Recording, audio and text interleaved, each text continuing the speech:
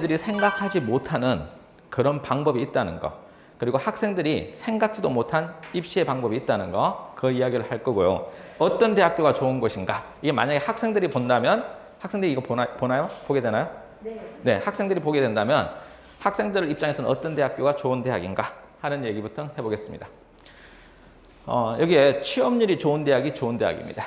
자, 취업률이 좋은 대학. 그럼 어떤 고등학교가 좋은 고등학교냐?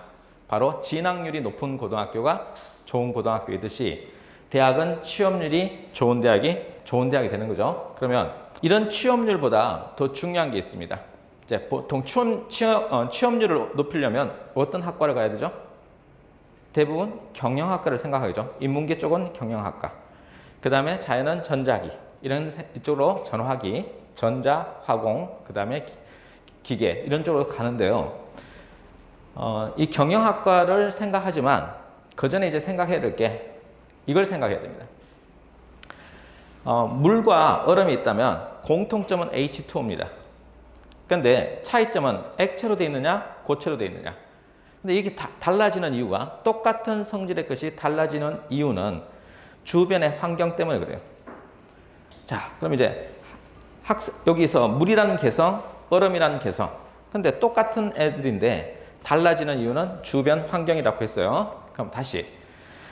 이제 물이 굉장히 많은 곳에 얼음을 소량 떨어뜨리고, 그 다음에 얼음이 굉장히 많은 곳에 물을 소량 떨어뜨리면 어떻게 될까요? 저 물은 얼음과 부딪혔을 때 물로 있을까요? 얼음으로 바뀔까요? 이쪽은요. 물에 얼음이 들어가면 얼음은 자신의 개성을 유지할까요? 아니면 물에 녹을까요? 자, 답은 나오죠? 답은 뭐죠? 집단의 환경에 따라서 그 개성이 달라집니다. 자, 그래서 이제 이런 생각합니다.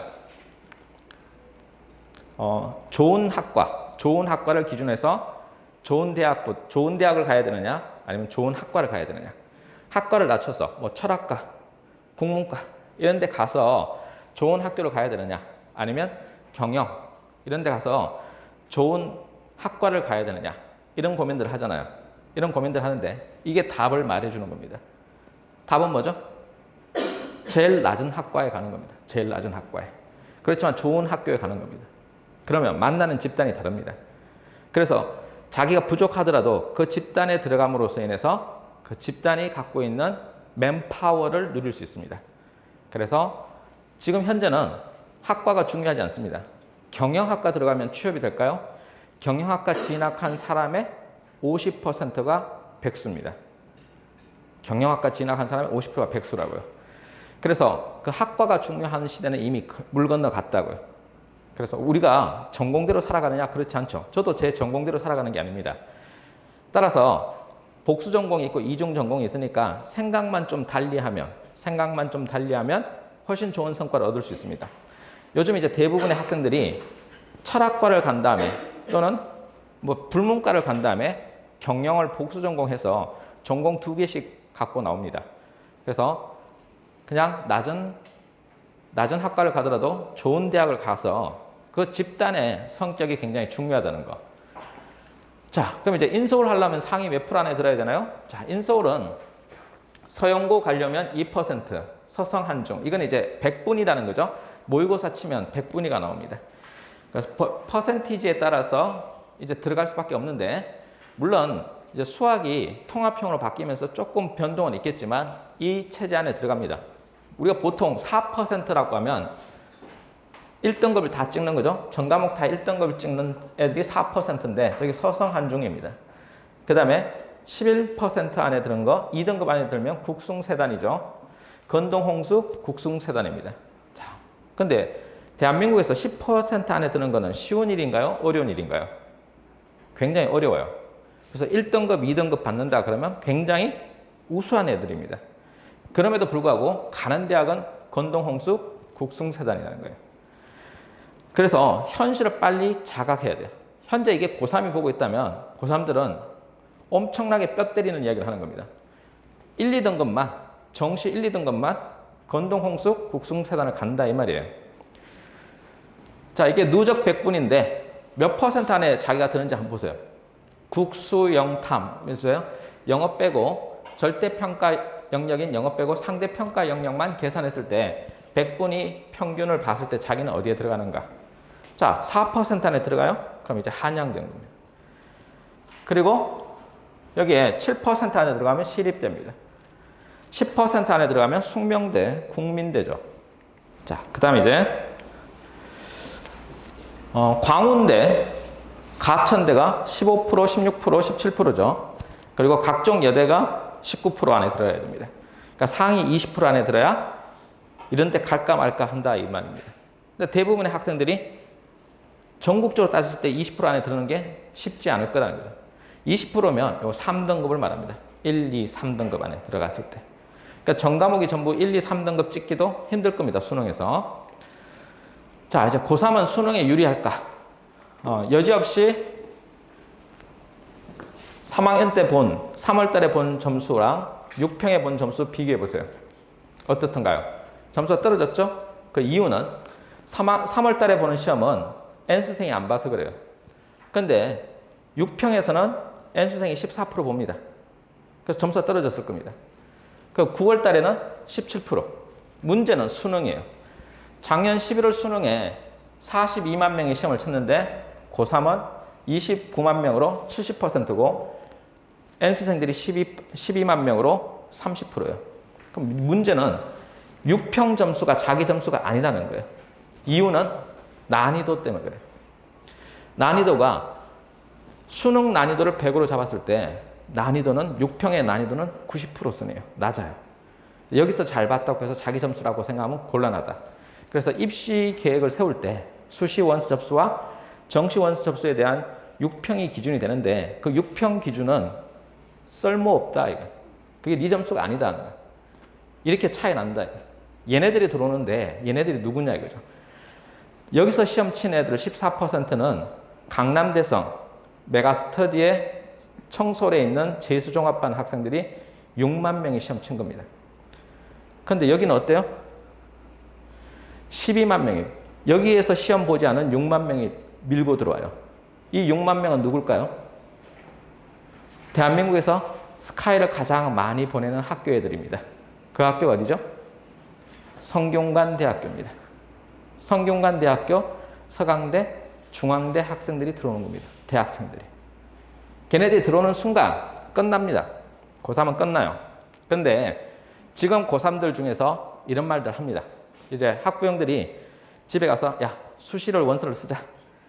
그러면 학생들은 어떤 반응을 하냐? 이런 반응을 합니다. 남자는 정시지. 그리고 대부분 다 재수합니다.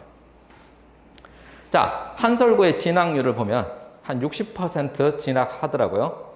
그러면 절반은 재수하는 거 아닙니까? 그죠? 그러니까 지금 영상을 보고 있는 학생들 절반은 재수해요. 자기 일이에요, 자기 일. 근데 지금 미련하게 정시로 올인한다 그러면 그 순간 그냥 재수합니다. 100%입니다. 올해 보세요. 6평을 쳤습니다. 재학생이 34만 명, 85%, N수생이 14%, 5만 7천 명입니다. 자, 9월 달에는 17% 예상됩니다. 그리고 11월 수능에서는요, 더 들어올 겁니다. 이거보다 더 들어올 겁니다. 근데 이제 차이 나는 게 있어요. 우리가 착각하고 있는 게 뭐냐? 현재 고3과 지금의 N수생은 달라요. 뭐에 대한 준비가 다르냐면 코로나로 인한 학습 부재 상황의 단련도 자체가 달라요. 지금 재수생들은 작년에 고3 때 코로나가 닥쳤습니다. 그런데 고3이기 때문에 공부해야 된다는 생각으로 공부를 조금 했어요. 그리고 재수생이 됐습니다. 근데 지금 고3들은 고2 때 코로나가 불었어요. 그리고 학교를 거의 안 왔어요. 어떻던가요? 집에서 게임만 했죠? 결국 지금 고3들은 작년에 놀았고 올해 고3이 돼서 공부하려는데 또 코로나예요. 그래서 실력 자체가 대한민국 건국 이래 제일 실력이 낮은 세대가 됐습니다. 진짜입니다. 왜냐하면 작년에 이런 말 했거든요. 작년에 야 현재 고3이 실력이 제일 낮아 그랬어요. 그런데 그 애네들보다 더 실력이 낮은 거예요. 모의고사 결과가 말해줍니다. 6평 결과가. 다 알고 계시죠? 그래서 정시로 가능성이 거의 없다. 그래서 빨리 수시 전략을 세워야 된다. 자, 여기에 2019년에 수능 등급인데 재학생과 졸업생의 성적 차이입니다. 이게 고3이에요. 고3이 정규 분포를 그리면 5등급이 제일 많아요. 근데 빨간색은 졸업생이에요. 자, 여기 4등급대가 제일 많죠? 정규 분포 자체가 달라요. 그리고 1등급 받는 비율이 2배죠. 그래서 훨씬 잘한다고요. 그런데 수학은요, 1등급 받는 비율이 3배예요. 그래서 그냥 정시에 대한 욕심을 일단 버려라. 성과 안 난다. 이거. 그럼 어떻게 해야 되느냐? 그럼 이제 수시를 준비해야 돼요. 근데 이제 6학종을 준비하는데, 자, 학종에서 유리한가 안 보세요. 이건 교육부 자료니까 믿어도 됩니다. 자, 과고생이면 13개 대학, 건국대, 경희대, 고려대, 뭐 서강, 동국, 서울, 성균관 이런 대학의 진학률입니다. 과고생이면 70%가 그냥 이런 데 진학을 하게 됩니다. 일반고 보세요. 그러니까 학종에 대한 가능성도 굉장히 낮은 겁니다. 그래서 내신 1, 2등급이 아니면 학종으로 자기가 원하는 인서울은 거의 불가능합니다. 그거부터 생각을 해야 돼요. 그래서 6학종이 어려운 겁니다. 6학종은 배팅 자체가 불가능한 겁니다. 왜? 이미 지금 기말고사 봤잖아요. 기말고사 보고 있거나 봤을 겁니다. 자, 그럼 이제 결정 났죠? 그러면 학종의 특성은 뭐냐면 9월 10일 날 원서 쓰는 순간 이미 당락이 결정되는 시험입니다. 왜? 스펙이 다 결정됐기 때문에 자기가 노력할 수 있는 게 하나도 없어요. 이미 결정된 거라고요. 그래서 6학종 자체가 굉장히 위험하다는 이야기를 하는 겁니다. 제가 한번 고려해봐라 이거예요. 그럼 서울과 수도권 학생들은 어떤 전형에 유리한가? 자, 이것도 교육부 자료예요. 전국 대비 학생 수, 서울은 전국에 100명이 있으면 17명이 서울에 있는 거예요. 서울 학생입니다. 그중에 학종은 27%니까 학종이 유리한 편입니다. 서울 학생들이. 수능은 더 유리하죠. 그리고요, 논술은 훨씬 더 유리합니다. 그리고 특기자 유리하죠. 그래서 교육부는 어차피 평등을 지향하기 때문에 논술 전형과 특기자 전형을 때려잡는 겁니다. 이걸 줄이는 겁니다. 수능을 안 볼 수는 없으니까. 그래서 이걸 줄이려고 하는 겁니다. 그래서 이게 많이 줄어들었어요. 이걸 줄이려고 하는데 줄지 않아요. 왜? 대학 측에서는 논술 자꾸 하고 싶어 하거든요. 그래서 가천대, 고려대 세종, 수원대 같은 대학 세 군데는 적성검사를 보던 대학인데 그걸 폐지하고 논술 전형으로 넘어왔죠. 그래서 가천대 같은 경우는 800명 이상을 논술 전형으로 뽑습니다. 자, 그럼 이거 보시면 서울, 그리고 분당은 서울에 거의 유사하죠? 그러면 무슨 공부를 해야 되나요? 뭘 공부해야 되나요? 하는 느낌이 있죠. 자, 고3 내신은 얼마나 준비해야 되나? 이미 이제 내신이 끝났으니까 이 얘기는 하지 않겠습니다. 그냥 보시다시피 교과로 합격하려고 하면 1등급 찍어야 됩니다. 자, 이 교과 전형에 만약에 수능 최저가 붙는다면 중앙대 같은 경우 2등급 초반도 됩니다. 중앙대는. 그래서 수능 최저가 없기 때문에 한양대는 수능 최저가 없기 때문에 교과 전형의 등급이 줄었습니다. 자, 그럼 수능 최저가 있는 곳은 등급이 교과 전형 또 떨어집니다. 자, 이게 경희대인데요. 경희대 교과 전형입니다. 1.5죠? 1.4. 그 다음에 이건 학종입니다. 자, 여기 3.2, 뭐 2.7, 2.7, 2.6 이렇게 돼 있죠? 논술 전형입니다. 이게 합격자의 평균입니다. 자, 여기서 이제 조심해야 될 게 여기 보면 영어 영문학과가 3.2 돼 있으니까 내가 3.2쯤 되니까 경희대 지원하면 되겠다라고 생각하면 큰일 납니다. 붙지 못합니다. 이유는 저거는 특목고예요. 특목고에다. 일반고에서는 2등급 안에 들어가야 됩니다. 2등급 대에 2.5 이내에 들어가야 붙을까 말까 합니다. 자, 그 다음에 이제 단국대 볼까요? 단국대 인문계하고 이쪽 자연계입니다. 한번 등급 보세요. 교과 한 등급 보세요. 2등급 대죠? 2등급 대 교과. 그래서 내신으로 가려면 1, 2등급이 돼야 된다는 겁니다. 단국대 이쪽은 학종입니다. 3등급 초반이죠? 이쪽도 보세요. 2등급 대와 3등급 대 초반이죠? 자연계도. 자, 여기 축전에 있으니까 생각들 많이 하실 텐데 단국대조차도 이렇다는 거. 당국대 논술 전형은 좀 다르다. 수능 체제도 없고 그리고 내신도 낮은 편이다. 이게 평균이니까 이거보다 못한 애들도 있습니다. 5, 6등급 합격자도 있습니다. 자, 이제 내신은 몇 등급까지 유지해야 되는가? 성균관대 논술 전형에서 인문계 논술 전형부터 이야기하겠습니다. 인문계 논술 전형에서 보면 1등급 때 합격자의 내신 등급이 1등급 된 애들이 3%, 7.7%, 10%, 1.6%입니다. 이 특성화학과는 글로벌 리더, 글로벌 경제, 글로벌 경영입니다.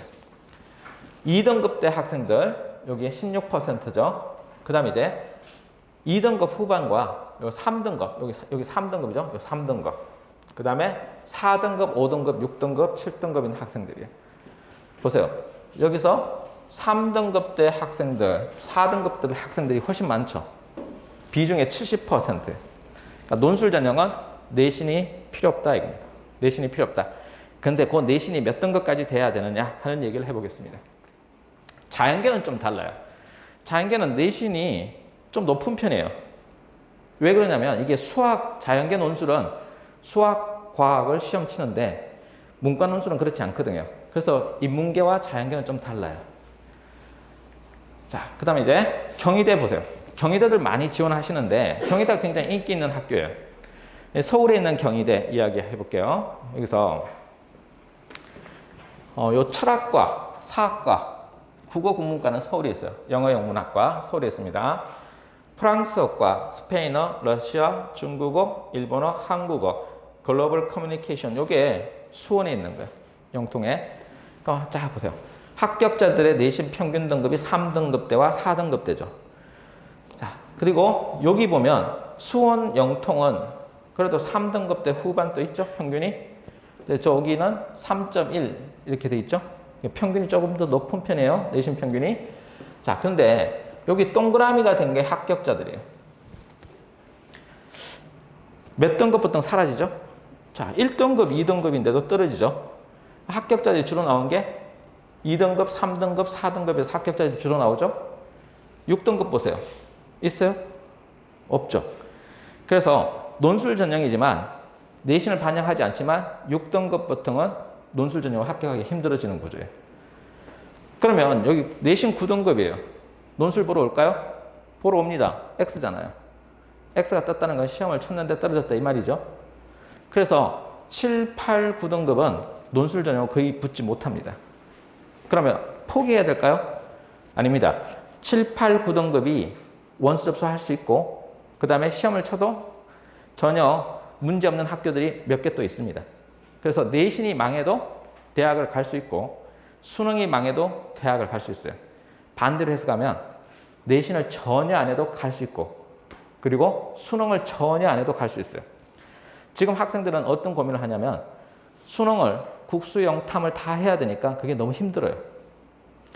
잘하는 학생들이 있겠지만 전 과목이 전부 1, 2등급인 학생들이 있겠지만 그렇지 않은 학생들도 있어요. 수학에 스트레스 받거나 국어에 스트레스 받는 학생들이 존재해요.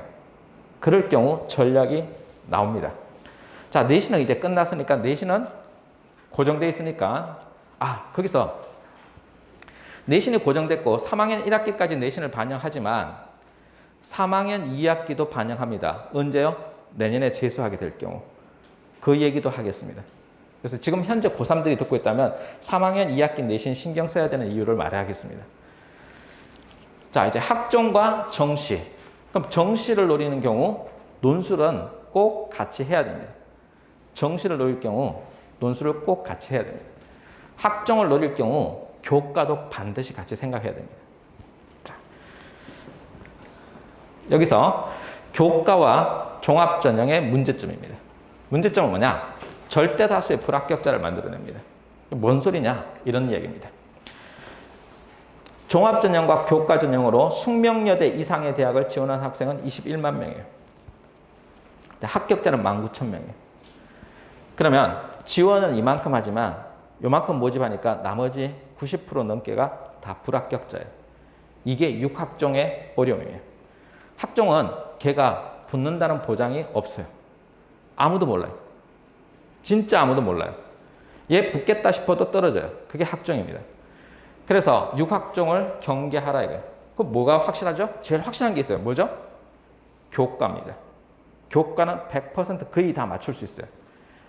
그건 교과는 정형화되어 있으니까. 그래서 교과를 같이 섞어서 쓰라 이겁니다. 학종만 노리지 말고.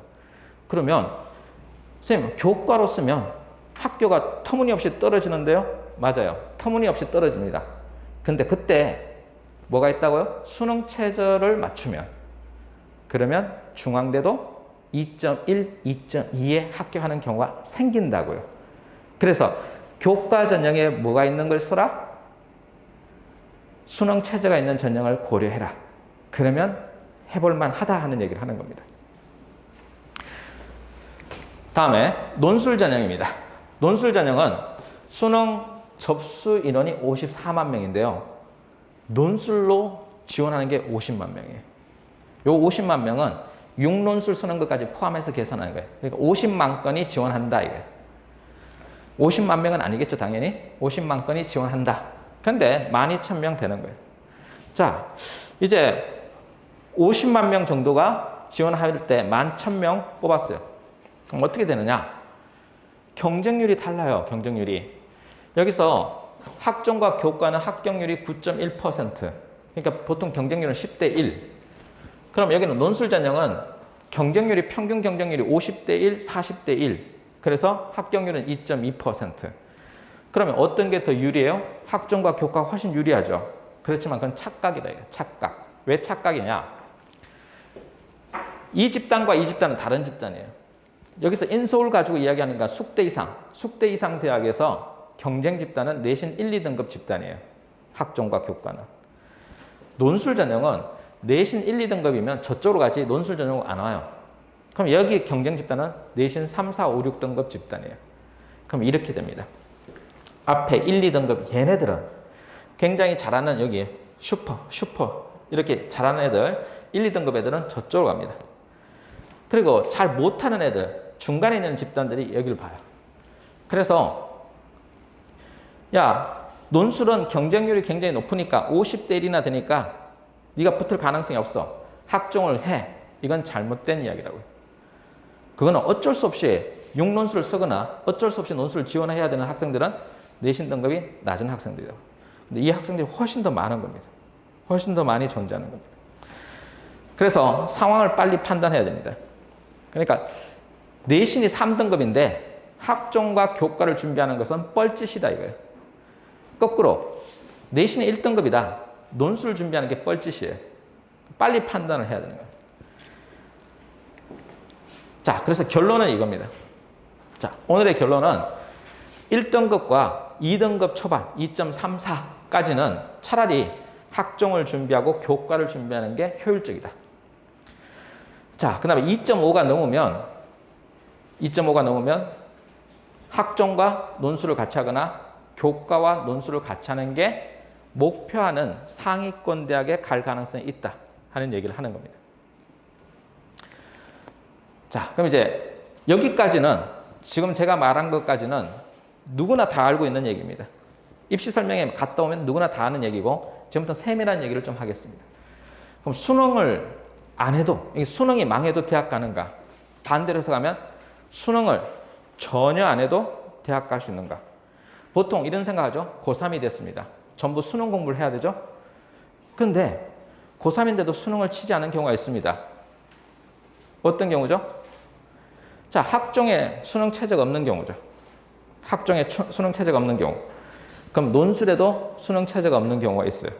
그래서 아까 고3 학생 수가 32만 명, 34만 명이 6평을 받지만 실제 수능에서는 29만 명만 보죠. 그럼 한 4만 명에서 5만 명이 사라지는 겁니다. 걔네들 뭐죠? 걔네들 육학종 하거나 논술 전형에서 수능 최저 없는 걸 본 겁니다. 그래서 만약에 수능이 너무 자기한테 어렵다. 수능으로 성과가 안 난다. 이럴 경우 수능을 접으세요. 지금 안 해도 돼요. 고3인데 수능 안 해도 대학 가는 방법이 있어요. 자, 이게 제가 가르친 학생들 중에서 극단적인 사례를 좀 뽑아온 겁니다. 국어가 5등급이에요. 문과입니다. 수학 1등급이고 영어 333인데 외대 서울 캠퍼스를 붙었죠. 근데 이 극단적인 경우는 이 사례입니다. 이 여학생인데요. 수학 1등급, 영어 1등급, 나머지 0등급입니다. 자, 수능에서 0등급이 되는 방법.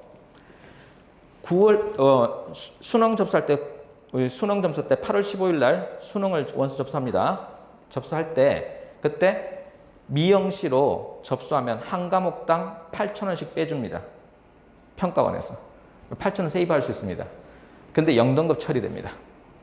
자, 여학생이 국어랑 탐구를 안 봐요. 사탐을 안 봐요. 문과인데 어떤 배짱일까요? 이거는 정시로 대학을 안 가겠다는 배짱이에요. 그러면 어떻게? 얘는 6평을 보고 나서 국어가 5등급이었어. 그리고 수학이 2등급이고 영어가 수학이 3등급이었어. 수학이 3등급, 영어는 2등급. 그리고 탐구는 6등급이었어요. 그래서 물어봤어요, 학생한테. 대학을 갈 거니? 그랬더니 간대요. 어디 가고 싶니? 외대를 가고 싶대요. 그래서 접어라. 뭘 접냐? 너 문과지만 사탐 공부하지 마라. 오늘부터 하지 마라. 그리고 한국인이지만 국어책 펴지 마라. 영어 수학만 해라. 이렇게 했어요. 그래서 걔는 하루의 생활을 3등분 합니다. 하루의 생활을 3등분해서 영어 2시간, 그리고 수학 매일 2시간, 그리고 논술 매일 2시간, 6평 이후로. 그렇게 해서 논술로 3군데를 붙습니다. 그리고 집중을 했더니, 선택과 집중을 했더니 수학 등급과 영어 등급이 올랐어요. 자, 그럴 가능성이 있었던 게 물어봤어요. 너가 원래 수학이 3등급이었니? 그런데 아니요. 원래 수학이 2등급인데 6평 때 실수했어요. 이렇게 말해요. 영어는 어땠니? 영어 1, 2등급 나왔어요. 그럼 좋다. 해보자 해서 한 거예요. 그럼 정시를 접은 거죠. 왜 정시를 접었냐? 학부형이랑 상담을 했습니다. 자, 물어봤어요. 지금 국어가 5등급이고 사탐이 6등급이면 그리고 나머지 과목이 2, 3등급이면 인서울은 불가능하다. 그리고 아마 저기 대학을 선택한다면 강남고속버스터미널에서 아침에 출발하면 점심때 저 천안 상거리에서 호두과자 먹고 있어야 될 거다. 자, 그런 상황이 벌어진다. 지방으로 무조건 가는 거다. 갈 생각 있냐? 그랬더니 갈 생각 없대요. 무조건 인서울 하고 싶대요. 그러면 전략은 어차피 얘는 그냥 재수하게 돼 있다. 재수하게 돼 있으니까 재수하는 게 기정사실이다.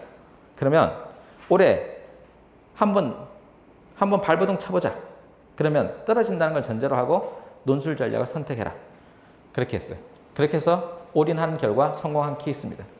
자, 이게 가능했던 이유가 있어요. 걔네 부모님하고 저하고 어떤 관계일까요? 초등학교 동창입니다. 그러니까 제 말을 믿었습니다. 자, 그래서 지금 전략은 수능이 안 된다. 특정한 과목이 안 된다. 여기서 특히 국어나 수학 중에 하나가 안 된다. 그러면 좋은 대학은 못 갑니다. 여기서 하나가 안 된다는 것은 3등급 이하를 말합니다. 그러면 3등급 이하면 국어나 수학 중에 하나가 3등급 이하로 나온다면 그렇게 좋은 대학은 못 갑니다. 그럴 경우 해볼 수 있는 전략은 수능 체제를 맞춰서 논술이나 학종으로 찔러보는 방법이 있습니다. 자, 여기에 56444, 66366 어때요? 굉장히 익숙한 숫자죠. 전화번호. 서울 전화번호 564-4444. 그죠? 강남 663-66 이거 뭐예요? 구로 전화번호입니다. 자, 수능 점수가 형편없죠. 근데 경기대, 단국대 가죠.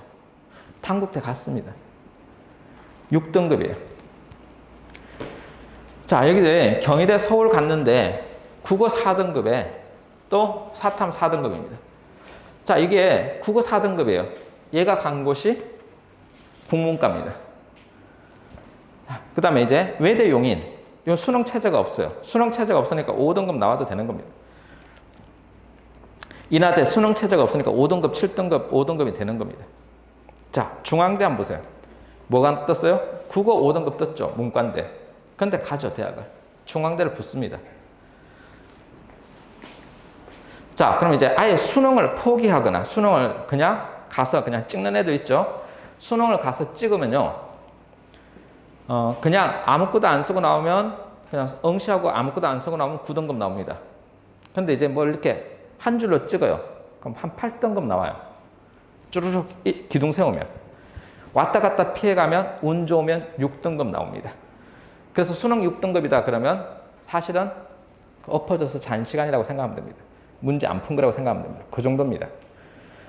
자, 그래서 수능 포기자, 6등급이면 수포자라고 수능 포기했다고 생각하면 됩니다. 여기에 검정고시는 이야기할 필요가 없는데 그래도 검정고시는 아예 수능 아예 안 보고 수능을 아예 안 보고 검정고시 보고 논술 봐서 세 군데 붙습니다. 얘는 8월 달부터 올인했습니다. 논술에. 하루에 8시간씩. 여학생이고. 자, 여기 보세요. 경기대를 왜 보여주냐면 경기대가 수능 체제가 없어요. 그래서 이거 노려볼 만하다는 얘기입니다. 내신들도 거의 집에서 많이 보던 내신 등급이죠. 자, 다음에 내신이 망해도 상위권 대학 갈 수 있느냐. 자, 갑니다. 이렇게 5.9등급, 6등급인데 붙은 대학들 보세요. 중앙대, 성대, 홍익대, 외대, 건국대 7등급이죠. 얘는 분당 학생이에요. 내신 7등급인데 건국대 붙었죠. 수능 최저를 탐구랑 그 다음에 영어 이렇게 해서 수능 최저 맞춰서 건국대 갔습니다. 2개 2등급. 경제학과 갔습니다. 건국대는 논술 100%입니다. 뭘 안 봐요? 내신을 전혀 안 봅니다. 그래서 내신이 안 돼 있는 경우 가능한 대학을 이야기하는 겁니다. 그래서 기회는 있다. 해볼만 하다 이거예요. 자, 반영 비율에 따른 내신 환산 점수인데 이것들 잘 몰라요. 이거 이제 형식 비율만 아시는데 실질 반영 비율을 생각해야 돼요. 자, 홍익대 같은 경우 논술 90%에 그리고 교과 10%인데 1등급 100점 줍니다. 근데 생각해보세요. 1등급이에요. 홍익대 논술 지원하나요? 아니죠. 교과로 가도 붙습니다. 그러니까 이게는 있을 수가 없는 점수라고요. 그럼 대부분 2, 3, 4등급 애들이 지원합니다. 그러면 9등급 오면 어떻게 한다? 죽여버리겠다는 거예요. 0점 처리하겠다는 거예요. 그럼 8등급 붙겠어요? 안 되죠? 7등급 붙겠어요? 안 붙습니다. 6등급이 마지노선입니다. 요거는 논술 지원할 때 반드시 참고해야 될 자료입니다. 내신 6등급이면 아, 여기 홍익대는 내도 되겠구나. 다른 데 내면 안 되겠구나. 재밌는 대학이 서강대입니다. 1등급 100점이죠? 점수 몇 점 차이 나요? 쭉 보세요. 6등급이 98점이에요. 그리고 8등급이 97점이에요. 8.75등급이 96점이에요. 8.75등급이면 9등급에 가깝죠? 그리고 9등급이면 0점입니다. 그럼 9등급 아니면 뽑겠다는 게 서강대입니다. 요마저도 재수생이면 이거조차 보지 않겠다 이겁니다. 서강대는 내신을 전혀 안 본다고 생각하면 됩니다. 그럼 서강대 가려면 서강대 가고 싶어하는 학교잖아요. 가려면 뭘 해야 될까요? 논술 봐야 되겠죠? 더 중요한 게 있습니다. 수능 체제를 통과해야 되는데 수능 체제가 굉장히 높아요. 2등급 3개가 필요해요. 그래서 수능 공부를 같이 병행해야 됩니다. 여기에 뭐 아주대, 덕성여대 1등급이 올 리가 없습니다. 2등급이 올 리가 없어요. 그러면 아주대, 덕성여대 오는 애들은 주로 3, 4, 5등급이 옵니다. 그래서 자기 등급을 계산할 때 6등급일지라도 4등급과 비교했을 때 점수 깎이는 게 거의 없으니까 해볼만 하다 이겁니다. 그래서 이 파란색으로 표시해 놓은 것은 이 학교 지원하지 말라 이 뜻입니다. 그 자료를 드렸으니까 그거 보시고 이제 어떤 학교를 지원하면 될까를 생각해 보면 됩니다. 자, 여기 가톨릭대, 뭐 경희대 이런 자료 있죠? 자, 경희대 재밌습니다. 경희대 보면 7, 8, 9등급은 무조건 떨어뜨립니다. 7, 8, 9등급은 붙을 수가 없어요. 6등급이 애매하지만 사실 6등급의 합격자 잘 안 나옵니다. 어쩌다가 한두 명 나옵니다. 대부분 5등급 안에 들어야 됩니다. 경희대가 내신 반영비율이 제법 높습니다. 자, 서울여대 보세요. 서울여대 내신 반영비율이 의외로 높죠. 거의 5등급에 간당한 겁니다. 6등급 되는 순간 거의 합격하기 힘든 구조입니다. 숙명여대 6등급까지는 되죠? 자, 구조 보세요.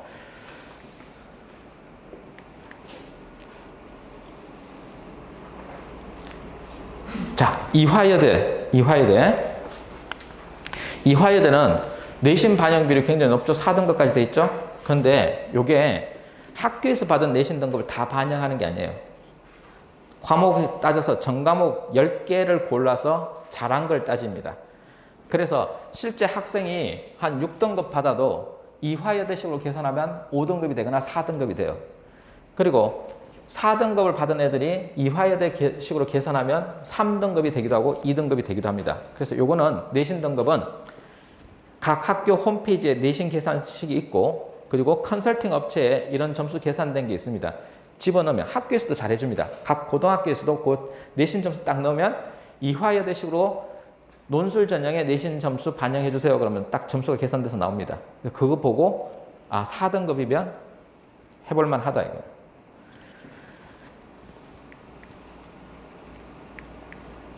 자, 이제 연세대에 대해서 궁금증이 있죠. 그러면 논술 전형으로 연세대는 어떤 애들이 가느냐, 거기에 대한 얘기입니다.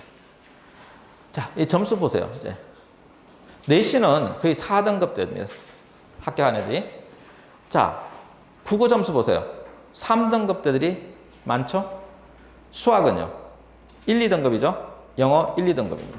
탐구 1, 2등급입니다. 그러니까 연세대는 내신을 전혀 반영하지 않습니다. 그 다음 뭘 반영하지 않죠? 수능 체제를 반영하지 않습니다. 그러니까 해볼만 하다 생각하면 착각입니다. 뭘 할 수 있어야 되냐면 영어 수학의 기초가 돼 있어야 됩니다. 왜? 영어 제시문이 나오니까. 근데 그걸 짧은 시간 안에 독해해내야 되니까. 그리고 문과인데도 뭐가 있어요? 수리 논술이 붙습니다. 수학이 붙는다고요. 그래서 쉽지 않습니다. 통계 자료도 있기 때문에. 그래서 수능 공부가 웬만큼 돼 있는 애들이 붙는다 이 말입니다. 이 지표는 수능 공부가 이 정도는 돼 있어야 붙겠구나 이겁니다. 단 참고적으로 수학이 올해는 통합형으로 바뀌었으니까 여기다가 플러스 1씩 해도 상관없습니다. 그래서 수학이 한 3등급까지면 해봐도 됩니다. 도전해봐도 됩니다. 자, 이거 로또 아니냐. 근데 경쟁률이 100대 1이니까 로또에 가깝습니다. 근데 문제는 학생 수가 아무리 많아도 합격자는 가려내는데 문제가 없습니다. 왜 그러냐면 채점 해보면 그냥 실력이 다 드러납니다. 일간에는 뭐 논술이 지원자가 엄청나게 많으니까 선풍기 돌려놓고 원고지 뿌리면 저 멀리 떨어진 애들 떨어뜨린다. 무거운 애들은 앞에 글자를 많이 쓴 애들은 가라앉겠지 이런 생각하는데 그건 헛소리입니다. 그럴 리 없습니다. 왜냐하면 제가 학원에 있을 때 제가 22년을 논술을 했습니다. 그러면 이제 애들 원고지 걷어서 한번 읽어보잖아요. 딱 2문제 정도면 학생 레벨을 다 구분합니다. 요약형 한 문제, 통계 자료 한 문제, 요 딱 2문제만 주잖아요. 그럼 100명의 학생을 1등부터 100등까지 줄 세울 수 있습니다. 그렇게 변별력 있는 게 논술 시험입니다. 예전처럼 뭐 평화에 대해서 논하라 이런 문제 안 나옵니다.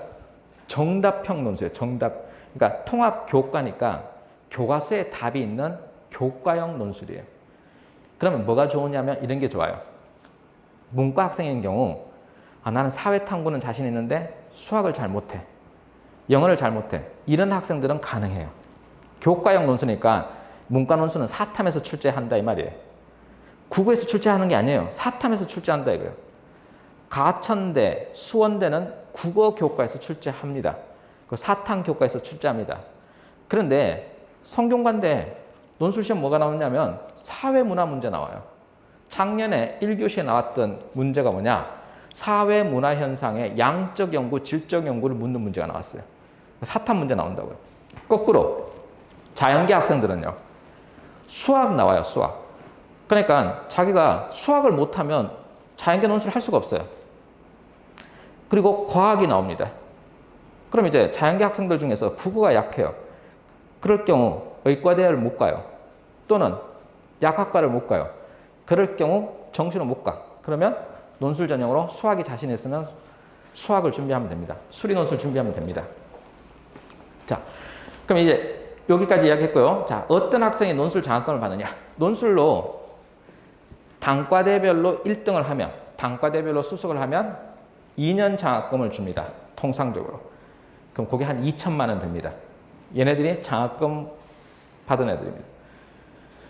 그리고 학과 1등을 하면 1년 장학금을 받습니다. 논술로도 장학금 받습니다. 자, 이제부터 하는 얘기는 인서울하는 전략에 대한 얘기입니다. 자, 자기가 특정한 과목에 점수가 부족해요. 수능에서. 또는 내신이 나빠요. 3, 4등급이에요. 그럴 경우 노릴 수 있는 대학이 외대, 경희대, 동국대. 왜 내가 이 대학 3개를 올해 찍었냐면 이 대학 3개는 올해 뻥커납니다. 자, 뻥커나는 대학 중에서 여기 말 안 하는 대학 중에서 올해 뻥커날 대학은 2개 더 있습니다. 성신여대 그리고 홍익대. 홍익대하고 성신여대는 수능 보기 전에 10월 달에 논술 시험을 봅니다. 근데 재밌는 것은 홍익대는 수능 최저 등급이 굉장히 높아요. 아까 내신 반영 비율은 10%니까 6등급까지 합격합니다. 실제 홍익대 6등급 합격시킵니다. 내신은 문제가 없어요. 수능 최저가 3개 과목 합 7이 나와야 됩니다. 그러니까 2, 3이 나와야 돼요. 2, 3이니까 쉽지 않죠. 그리고 만약에 지금 현재 2, 3이 나오는 학생들은 어떤 생각하냐면 6평에 2, 3이 나왔으니까 뭐 수학이 만약에 수학을 빼고 국어가 2, 영어가 2, 탐구 하나가 3 나왔다. 그럼 어떤 생각을 하느냐? 정시로 홍익대 갈 수 있다는 생각을 합니다. 그리고 자기가 홍익대 만약에 논술을 내서 합격하면 이거 수시 납치되는 거 아니냐 이런 생각을 합니다. 그래서 원서를 안 냅니다. 2, 3 맞는 애들은. 오히려 3, 2 이렇게 나온 애들은 어떤 생각하냐면 내가 수능 최저만 맞추면 하나만 더 올리면 홍익대 되겠구나 하고 원서를 씁니다. 그래서 홍익대 실질 경쟁률은 5대 1로 예상됩니다. 5대 1로 예상됩니다. 올해. 실질 경쟁률이요. 그럼 최초 경쟁률은 통상 15대 1에서 20대 1입니다. 홍익대는. 근데 확 떨어질 거라고. 왜? 수능 최저를 대부분 못 맞출 거니까. 홍익대는 수능 최저 대부분 다 못 맞출 겁니다. 오히려 맞추는 애들은, 맞출 수 있는 애들은 지원을 안 해서 그런 문제가 생길 겁니다. 그래서 홍익대는 뻥커 납니다, 올해. 자, 뻥커 난다는 게 무조건 원서 써보고 수능 최저만 맞추면 합격한다 이런 뜻은 아니에요. 통과하는 애들이 5명은 있을 테니까 4명은 제껴야 되겠죠. 그래서 공부는 해야 됩니다. 논술 공부는 해야 됩니다. 다른 대학에 비해서 굉장히 쉽다 이 말입니다. 성신여대 수능 최저가 3, 3이에요. 3등급 2개가 있어야 됩니다. 근데 수능 이전에 여학생들 눈에는 성신여대가 성에 차지 않아요. 이거 정시로 들어갈 수 있을 것 같거든요. 그래서 원서를 안 냅니다. 근데 실질 경쟁률을 따지면 어떤 학과는 3대 1까지 떨어집니다. 실제로 그렇습니다. 그냥 주워 먹는다고 막 표현할 정도로 쉽게 들어갈 수 있습니다. 그래서 그런 데를 노리는 겁니다. 수능 이전에 논술 보는 대학들을 노리면 합격률을 올릴 수 있습니다. 그럼 하나 더 있죠? 경기대가 있습니다. 경기대. 자, 그럼 이제 하나 더 있죠? 뭐가 있나요? 연세대가 있죠. 연세대는 작년에는 수능 이후에 봤습니다. 그래서 경쟁률이 100대 1이 넘었습니다. 130대 1, 100대 1입니다. 올해는 수능 앞으로 갔어요. 그럼 어떤 일이 발생하느냐? 수능에 대한 부담감, 그런 것 때문에 학생들이 지원율이 떨어질 겁니다. 그래서 작년에 비해서 경쟁률은 떨어질 것이다. 연세대가. 이렇게 될 겁니다. 자, 이제 수능 이후에 보는 대학 중에서 외대, 경희대, 동국대를 왜 이게 공부를 하면 될 거다고 생각하냐면 첫 번째, 이 3개 대학은 수능 최저가 높은 편입니다. 그리고 두 번째, 논술 시험 문제가 정형화되어 있습니다. 공부를 하면 쉽게 커버 가능합니다. 자, 여기 이제 합격생들의 데이터입니다. 여기 경희대는 이제 서울캠입니다.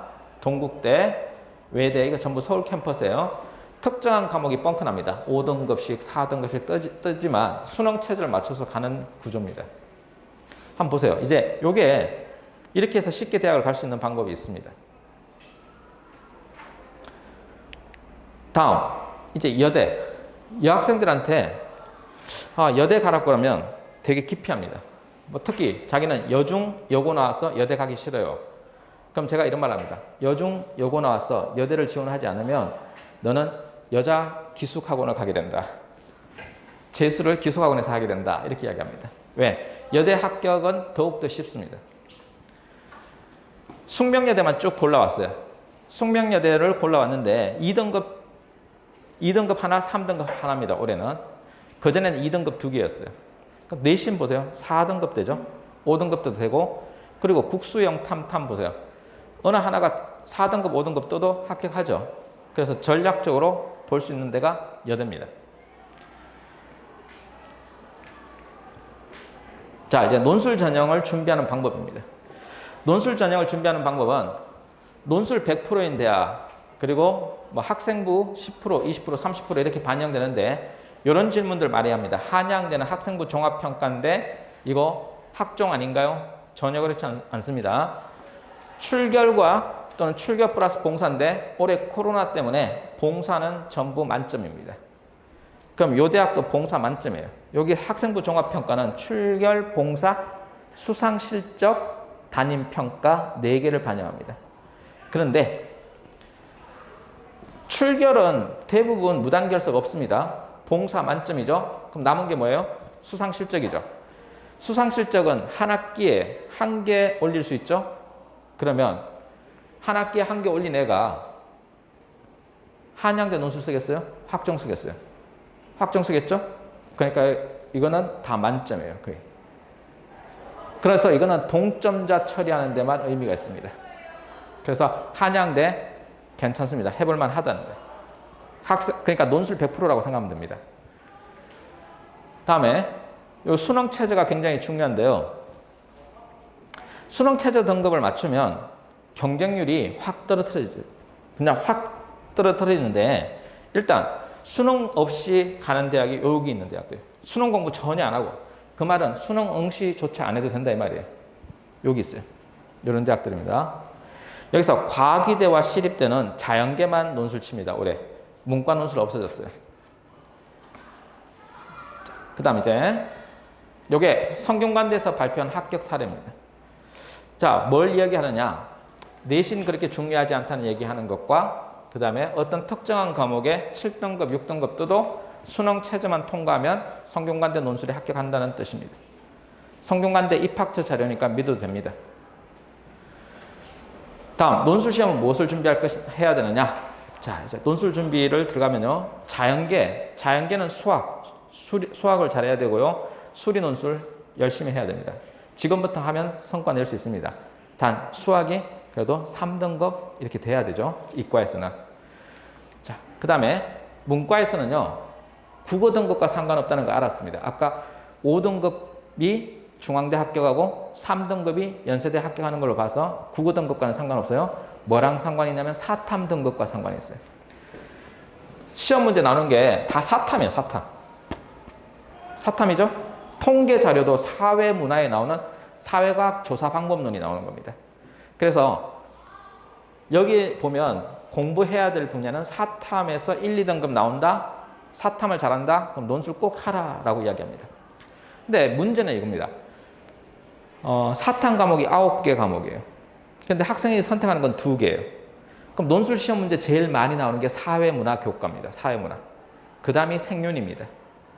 자, 그 다음에 이제 나오는 게 정치와 법, 경제 이런 게 나옵니다. 그럼 이제 아예 안 나오는 게 뭐냐? 세계지리 이런 거 안 나옵니다. 세계사 안 나옵니다. 동아시아사 나올 리가 없습니다. 예, 그런 과목들 빼고 나면 앞에 한 5개 과목에서 나옵니다. 그러면 학생들이 사탐을 2개만 하니까 나머지 과목에 대해서는 공부를 해야 됩니다. 나머지 과목 공부를 어떻게 하느냐?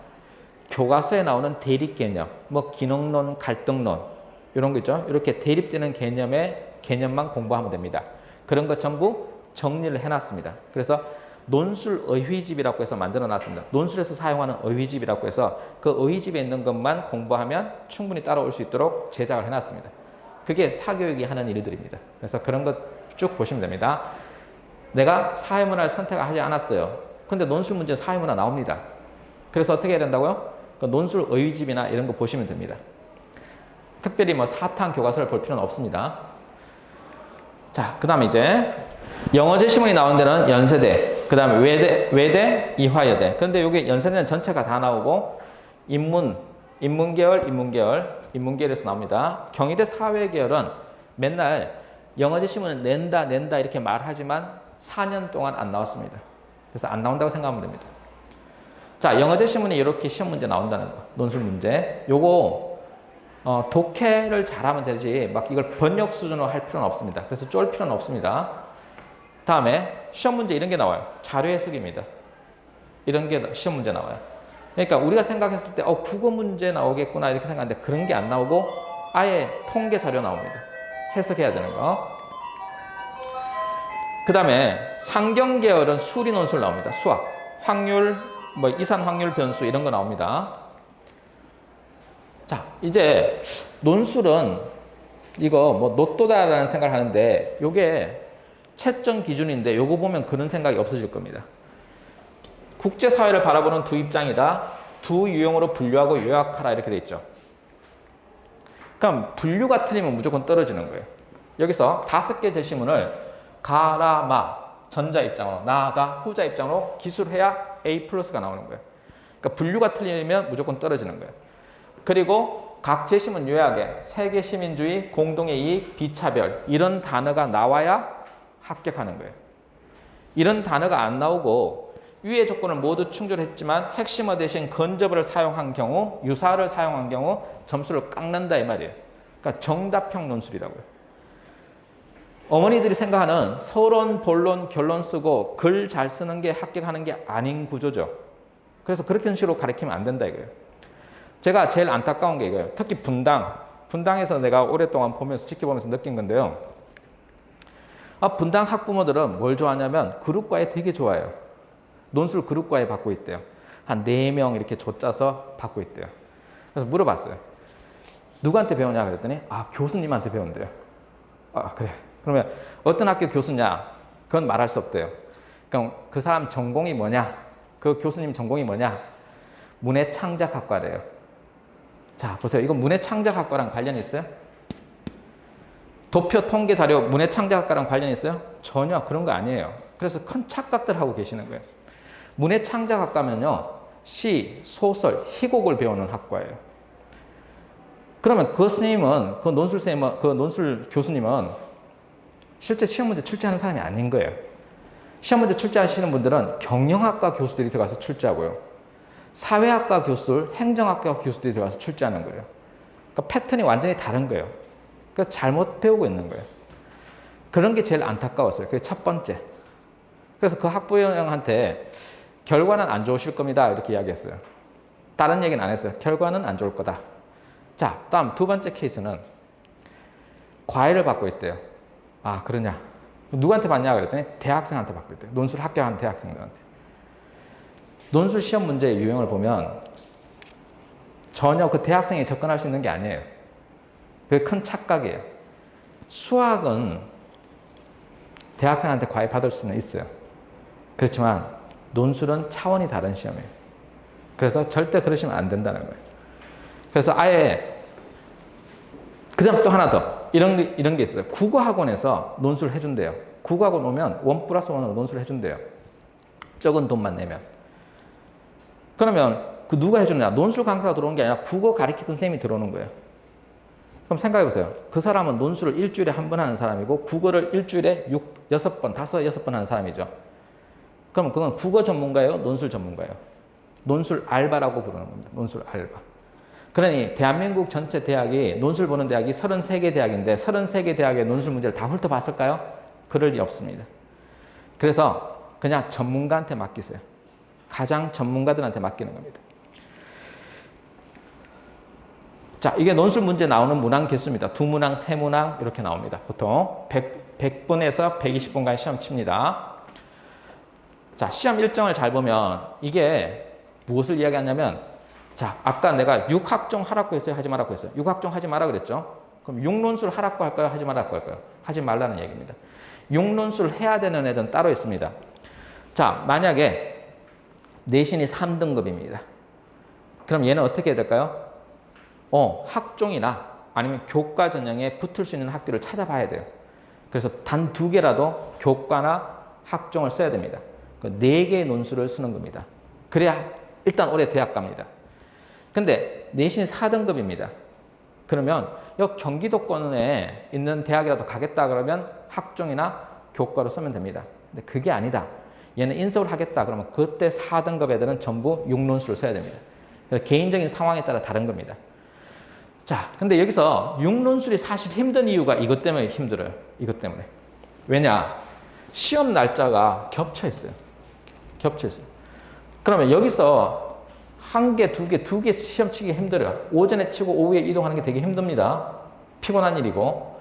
그럼 하나 보고 하나 보는 거예요. 하나 보고 하나 보는 겁니다. 그래서 사실 6논술이 힘든 거예요. 그런 것 때문에라도 조율을 잘 해라 이겁니다. 6논술을 성공하려면 수능 이전에 보는 대학 중에 하나 고르고, 그러니까 이쪽 주에서 2개 고르고, 이쪽 주에서 2개 고르고, 이쪽에서 하나 고르고 이렇게 해야 됩니다. 그래서 스케줄을 되게 잘 짜야 6논술이 될까 말까인데, 근데 가고 싶은 학교는 따로 있겠죠? 그래서 6개 만들기가 힘든 겁니다. 그것까지 생각을 해야 된다 하는 얘기입니다. 자, 이제 뭐 세부 전형인데 요거는 이제 프린터물 보시면 됩니다.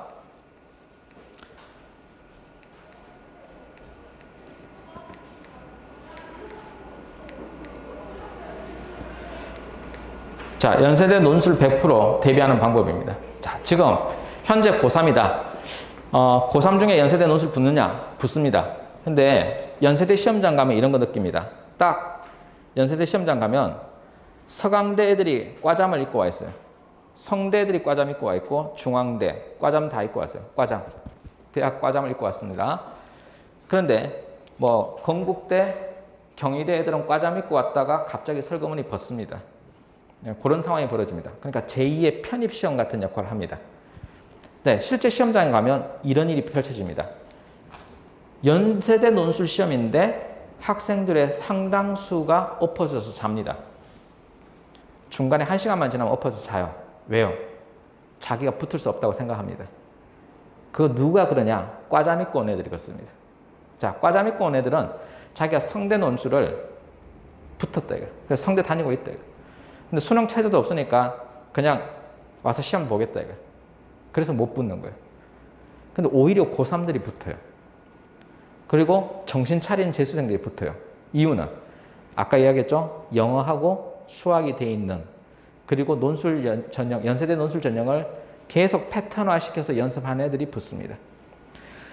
논술 시험은 통합 교과 논술이니까 교과서에 답이 있습니다. 그 말은 패턴화해서 공부하면 합격할 수 있다 이 뜻이에요. 패턴화 학습을 하면 합격할 수 있어요. 다시 가볼게요. 수능 공부를 예를 들어서 사회탐구를 한 과목만 붙잡고 한 달 동안 계속 반복시키면 점수가 오를까요? 안 오를까요? 오르겠죠. 마찬가지로 논술도 교과형에서 나오니까 한 달 동안 집중적으로 매일 논술 시키면 논술 파악하고 글 잘 쓸 수 있습니다. 실제 그런 일이 벌어집니다. 그래서 패턴 반복을 하면 성공할 수 있는 게 논술 전형입니다. 그래서 연습한 애들을 이길 수가 없습니다. 그러면 뽑는 인원수 보세요. 막 제일 적게 뽑는 데는 3명이에요. 그리고 4명. 너무 적게 뽑죠. 많이 뽑는데 해봤자 22명, 14명입니다. 선생님 너무 적게 뽑아요 이렇게 말하죠. 맞습니다. 적게 뽑습니다. 그런데 거기서 교과형으로 뽑는 인원수 한번 보세요. 더 적죠. 교과 인원수만큼 뽑습니다. 학종 인원수 보세요. 요거보다 2배는 안 됩니다. 학종으로 뽑는 인원수도 적다고요. 그래서 논술만 적은 게 아니에요. 다 적습니다. 뽑는 인원수가. 그러면 여기에 들어가는 방법이 뭐냐예요. 요 숫자 안에, 합격자 안에 들어가는 방법이 뭐냐. 자, 시험은 당장 10월 달에 봅니다. 그럼 주어진 시간을 계산해 보세요. 지금 7월 달이잖아요. 그럼 7월 한 달, 8월, 9월, 석 달입니다. 3개월 동안 어떻게 해야 합격할까를 생각해 봐야 돼요. 자, 3개월 동안 연대논술 합격하려면 일주일에 한 번씩 학원 간다고 치고, 그래서 문제 푼다고 치면 기껏 해봐야 12번이죠. 4 곱하기 3이니까 12번이잖아요. 12번 해서 합격할까요? 못합니다. 그렇게 해서 합격할 리가 없습니다. 그럼 시간 투자를 더 해야 되겠죠? 자, 그럼 24번이 됐습니다. 주 2회 24번입니다. 어떤 생각하실까요? 아, 정시에 지장이 생기겠구나. 수능에 지장이 생기겠구나 해서 지원을 할까요, 안 할까요? 떨어집니다. 그러니까 이건 선택의 문제입니다. 선택을 잘하면 됩니다. 선택했다. 그럼 어떻게 해요? 시간 투자를 하세요. 합격하도록 준비하면 됩니다. 그러니까 어설프게 준비해서 연대 논술도 떨어지고 정시도 나빠지느냐, 아니면 아예 논술에 제대로 붙어서 합격을 하도록 준비를 할 것이냐, 아니면 차라리 수능 준비를 할 것이냐, 선택을 하는 겁니다. 그래서 괜히 고민하지 마세요. 아, 이거 할까 말까 고민하지 말고 나 연대 꼭 붙겠다. 그러면 시간 투자를 해서 주 1회 그런 거 하지 마세요. 주 2회, 주 3회 해서 붙도록 해야 됩니다. 그래야 붙는 겁니다. 자, 그 다음에 연대 논술을 해놓으면 시험 문제가 네문항이 나옵니다. 네문항. 비문학 문제 하나, 비문학 분류하는 거 하나, 그리고 통계 자료 해석하는 거 하나, 영어 제시문 나와서 비판하는 거 하나, 수학 제시문 나와서 수학 푸는 거 하나. 모든 대학의 유형이 다 들어가 있습니다. 그래서 연대 논술을 9월 달까지 준비했고 연대 시험 쳤다 그러면 10월 달에는 성대, 서강대 논술 준비하면 됩니다. 그러니까 연대 논술 준비가 돼 있으면 다른 대학 논술 준비는 쉽습니다. 굉장히 쉽습니다. 제일 제시문도 수준이 높고 문제 수준도 어렵고 그렇습니다. 그냥 솔직한 말로 그냥 학교생들한테 줘도 못 풉니다. 못 푼다고 생각합니다, 저는. 자, 그 다음에 이제 좀 뛰어넘어가 볼게요.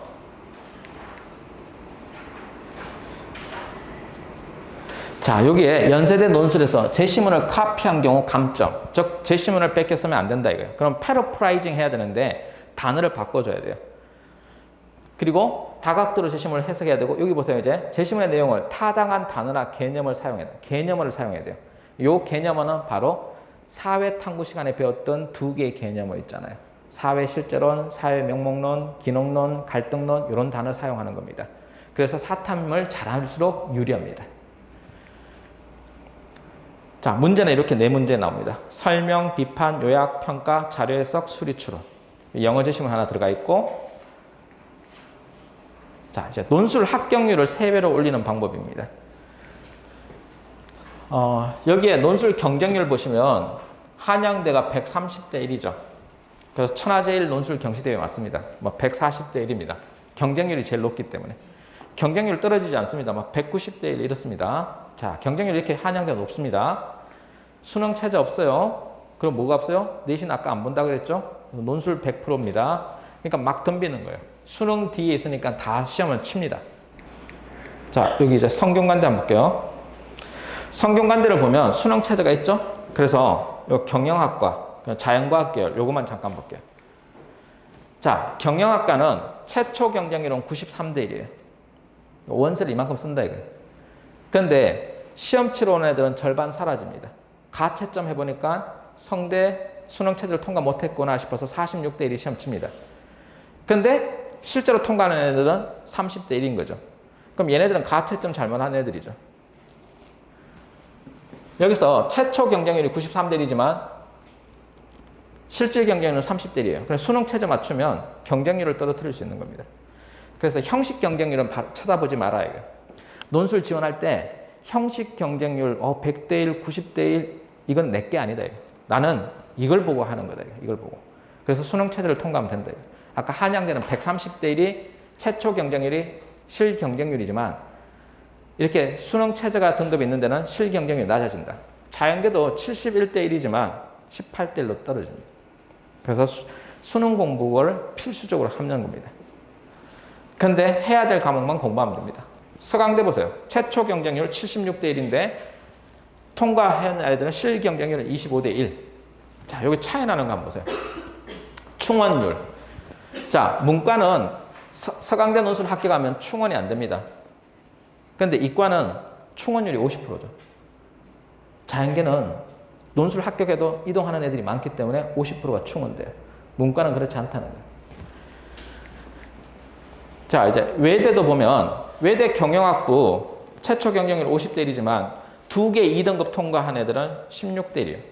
그러니까 3배 올릴 수 있습니다. 그래서 수능 공부를 먼저 하는 겁니다. 수능 공부. 자, 그런데 중요한 것은 채점하는 방식이에요. 수능 체제를 통과한 애들 거를 원고지를 가려내서 채점하는 방식이 아니에요.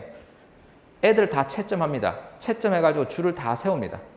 쭉 줄을 세워놓고 그리고 수능 점수 결과가 나와요. 그럼 거기서 이만큼이 합격권인데 이 합격권 중에서 수능 체제 통과 못한 애들 뺍니다. 원고지를. 그래서 걔네들을 합격시키는 거예요. 그리고 추가 합격 명단을 발표하는 겁니다. 그러니까 제일 중요한 건 논술 실력이에요. 앞에 요 안에 들어가는 게 중요한 거고 1단계.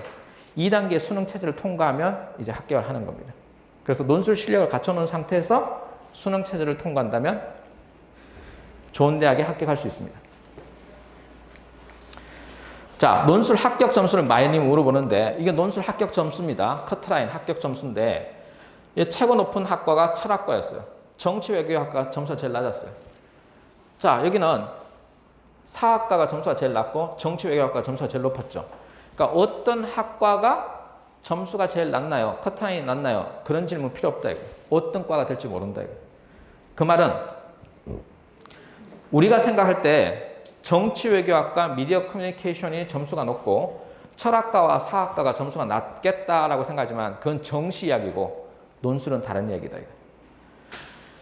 자, 여기 한양대 이야기고요. 여기서 한양대 보면 공과대학하고 그 다음에 금융학과를 점수 보세요.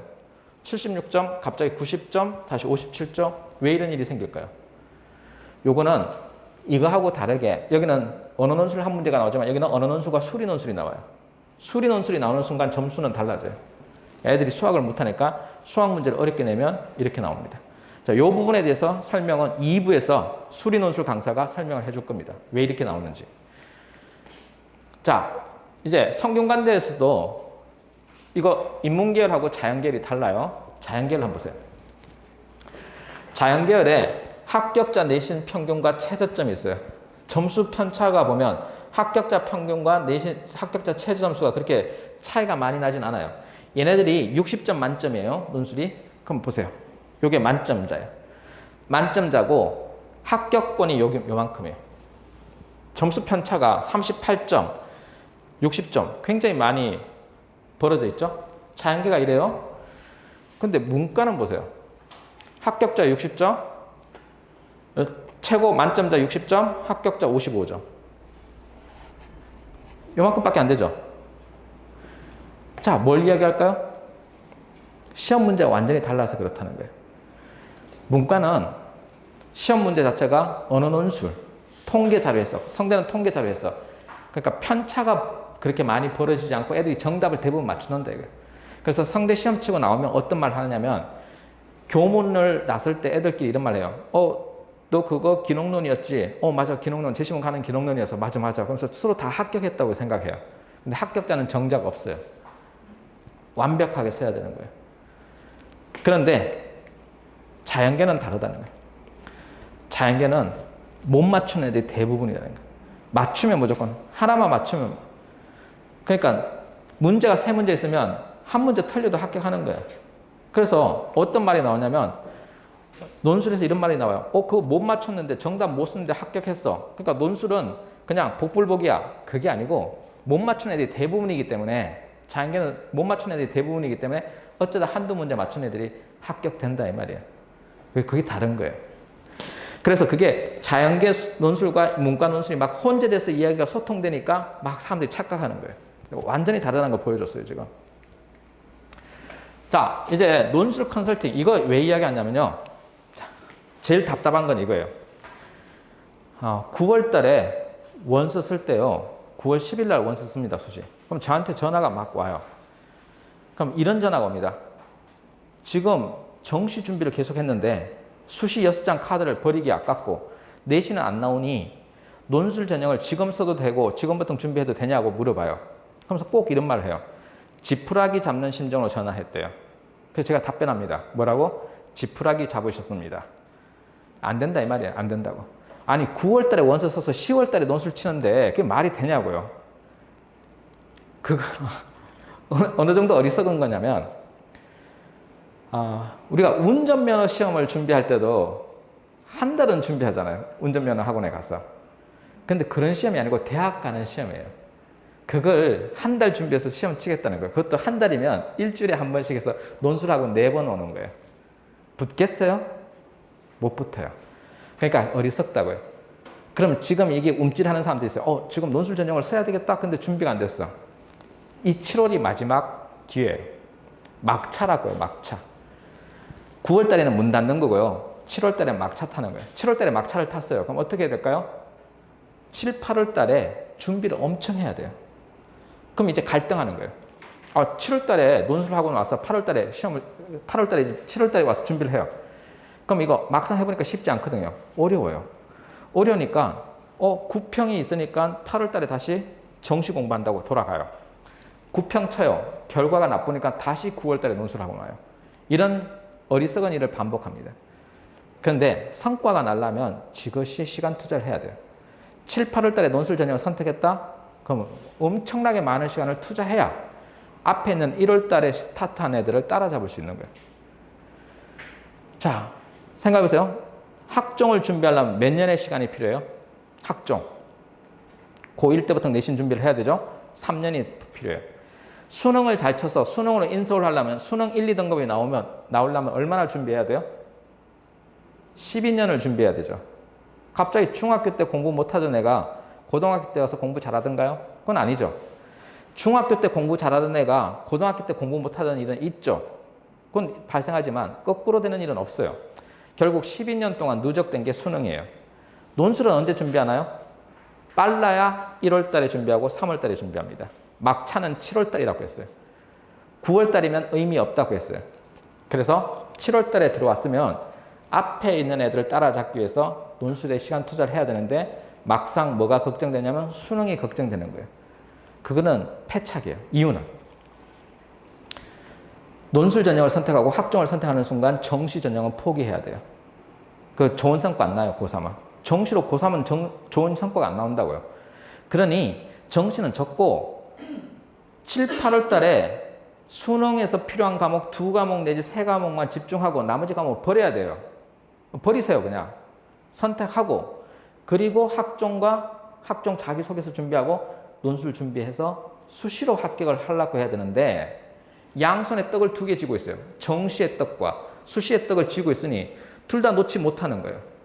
그래서 떨어지는 거예요. 그래서 이것도 못하고 저것도 못하는 일이 생겨요. 그래서 할 거면 정시만 하든가 정시의 성과가 날 거라 생각하면 정시만 하든가 아니면 정시를 포기하고 수시에 올인하는 거예요. 그래서 성과를 내는 겁니다. 과감하게 베팅해야 돼요. 그거는 뭐 교육적인 방법은 아니죠.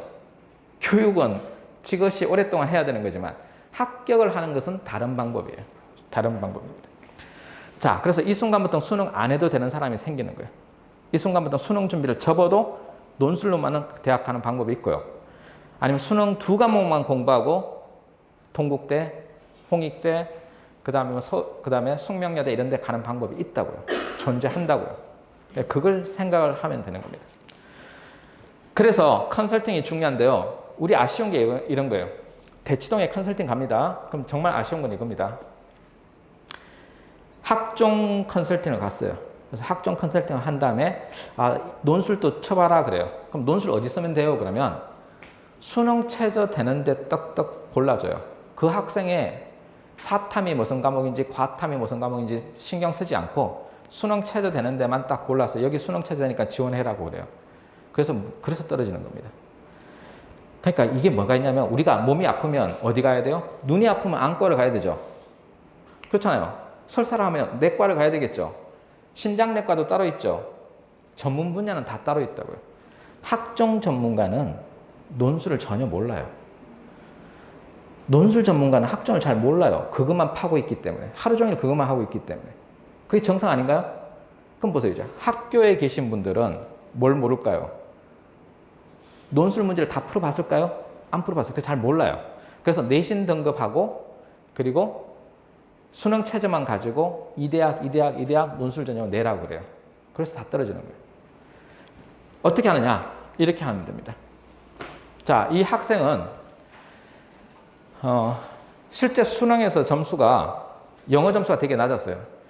얘가 영어가 보통 3등급, 4등급 나오니까 외대는 영어 논술이 나오니까 영어 제시문이 나오니까 외대는 생각도 안 했어요. 근데 요 진단평가를 봤어요. 진단평가. 요걸 8월 초에 보거든요. 시험을 봅니다. 봤더니 한국 외대 인문 계열에서는 적합도가 상이 나오고 한국 외대 사회 계열에서는 적합도가 중이 나왔어요. 그래서 너는 외대 인문 계열로 쓰면 가능성이 높다라고 이야기해줬어요. 그랬더니 애가 화들짝 놀래요. 저는 영어가 3, 4등급이라서 안 돼요. 그래요. 근데 시험을 보니까 괜찮아. 해봐. 그랬어요.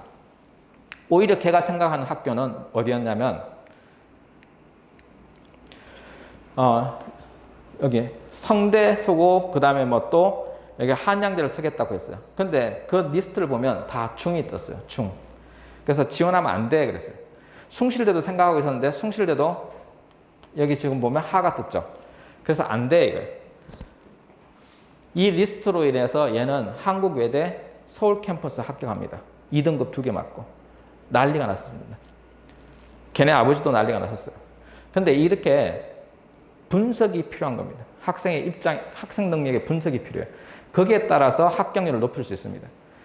그 다음 또 하나는 학생들이 논술 시험을 친다 그러면 기출문제만 풀어요. 그 대학 기출문제만 푸는데 그래서는 전혀 합격하지 못해요. 기출문제는 다시 출제되지 않는 거예요. 그러면 뭐가 출제되느냐? 출제 예상되는 게 있어요. 올해 이슈가 되는 것들이 있죠? 그러면 대학 교수들은 자기가 그 분야에 연구했던 부분을 시험에 출제합니다. 그래서 올해 학문적 트렌드가 있습니다. 그 트렌드를 예측해서 어떤 문제가 나온다 예상할 수 있습니다. 그래서 실제로 맞춰요. 이게 가톨릭대 예상 문제로 만든 문제입니다. 가톨릭대는 문학 시가 나오니까 그 시 작품 중에서 자동문 이거 근데 실제 가톨릭대 논술 문제 나왔어요. 바로 가톨릭대 시험 치기 전에 2주 전에 만든 문제인데 애들한테 배포했고 그리고 그대로 시험 문제 나왔습니다. 이거는 오르비라는 사이트에서 검색되던데 와 박기호 성대 적중함 이렇게 글을 올렸습니다. 제가 예상 문제를 만든 거죠. 근데 그 밑에 작년 연대 거 샀는데 다른 학교에서 나온 건 비밀. 자, 그러니까 연대 예상 문제를 만들었는데 그게 다른 학교에서 출제되었다는 거죠. 이렇게 트렌드가 있습니다. 그거 예상 문제 만드는데 시간이 굉장히 많이 듭니다. 그래서 예상 문제로 공부하는 게 맞습니다. 기출 문제는 당연히 풀고 플러스 알파 예상되는 올해 트렌드에 맞는 논술 문제에 대한 준비를 해야 적중한다 이거. 쉽게 대학을 간다 이 말입니다. 학생들이 글을 올린 것 중에 야 올해는 3자 비교가 아니고 변형 문제 나올 거다.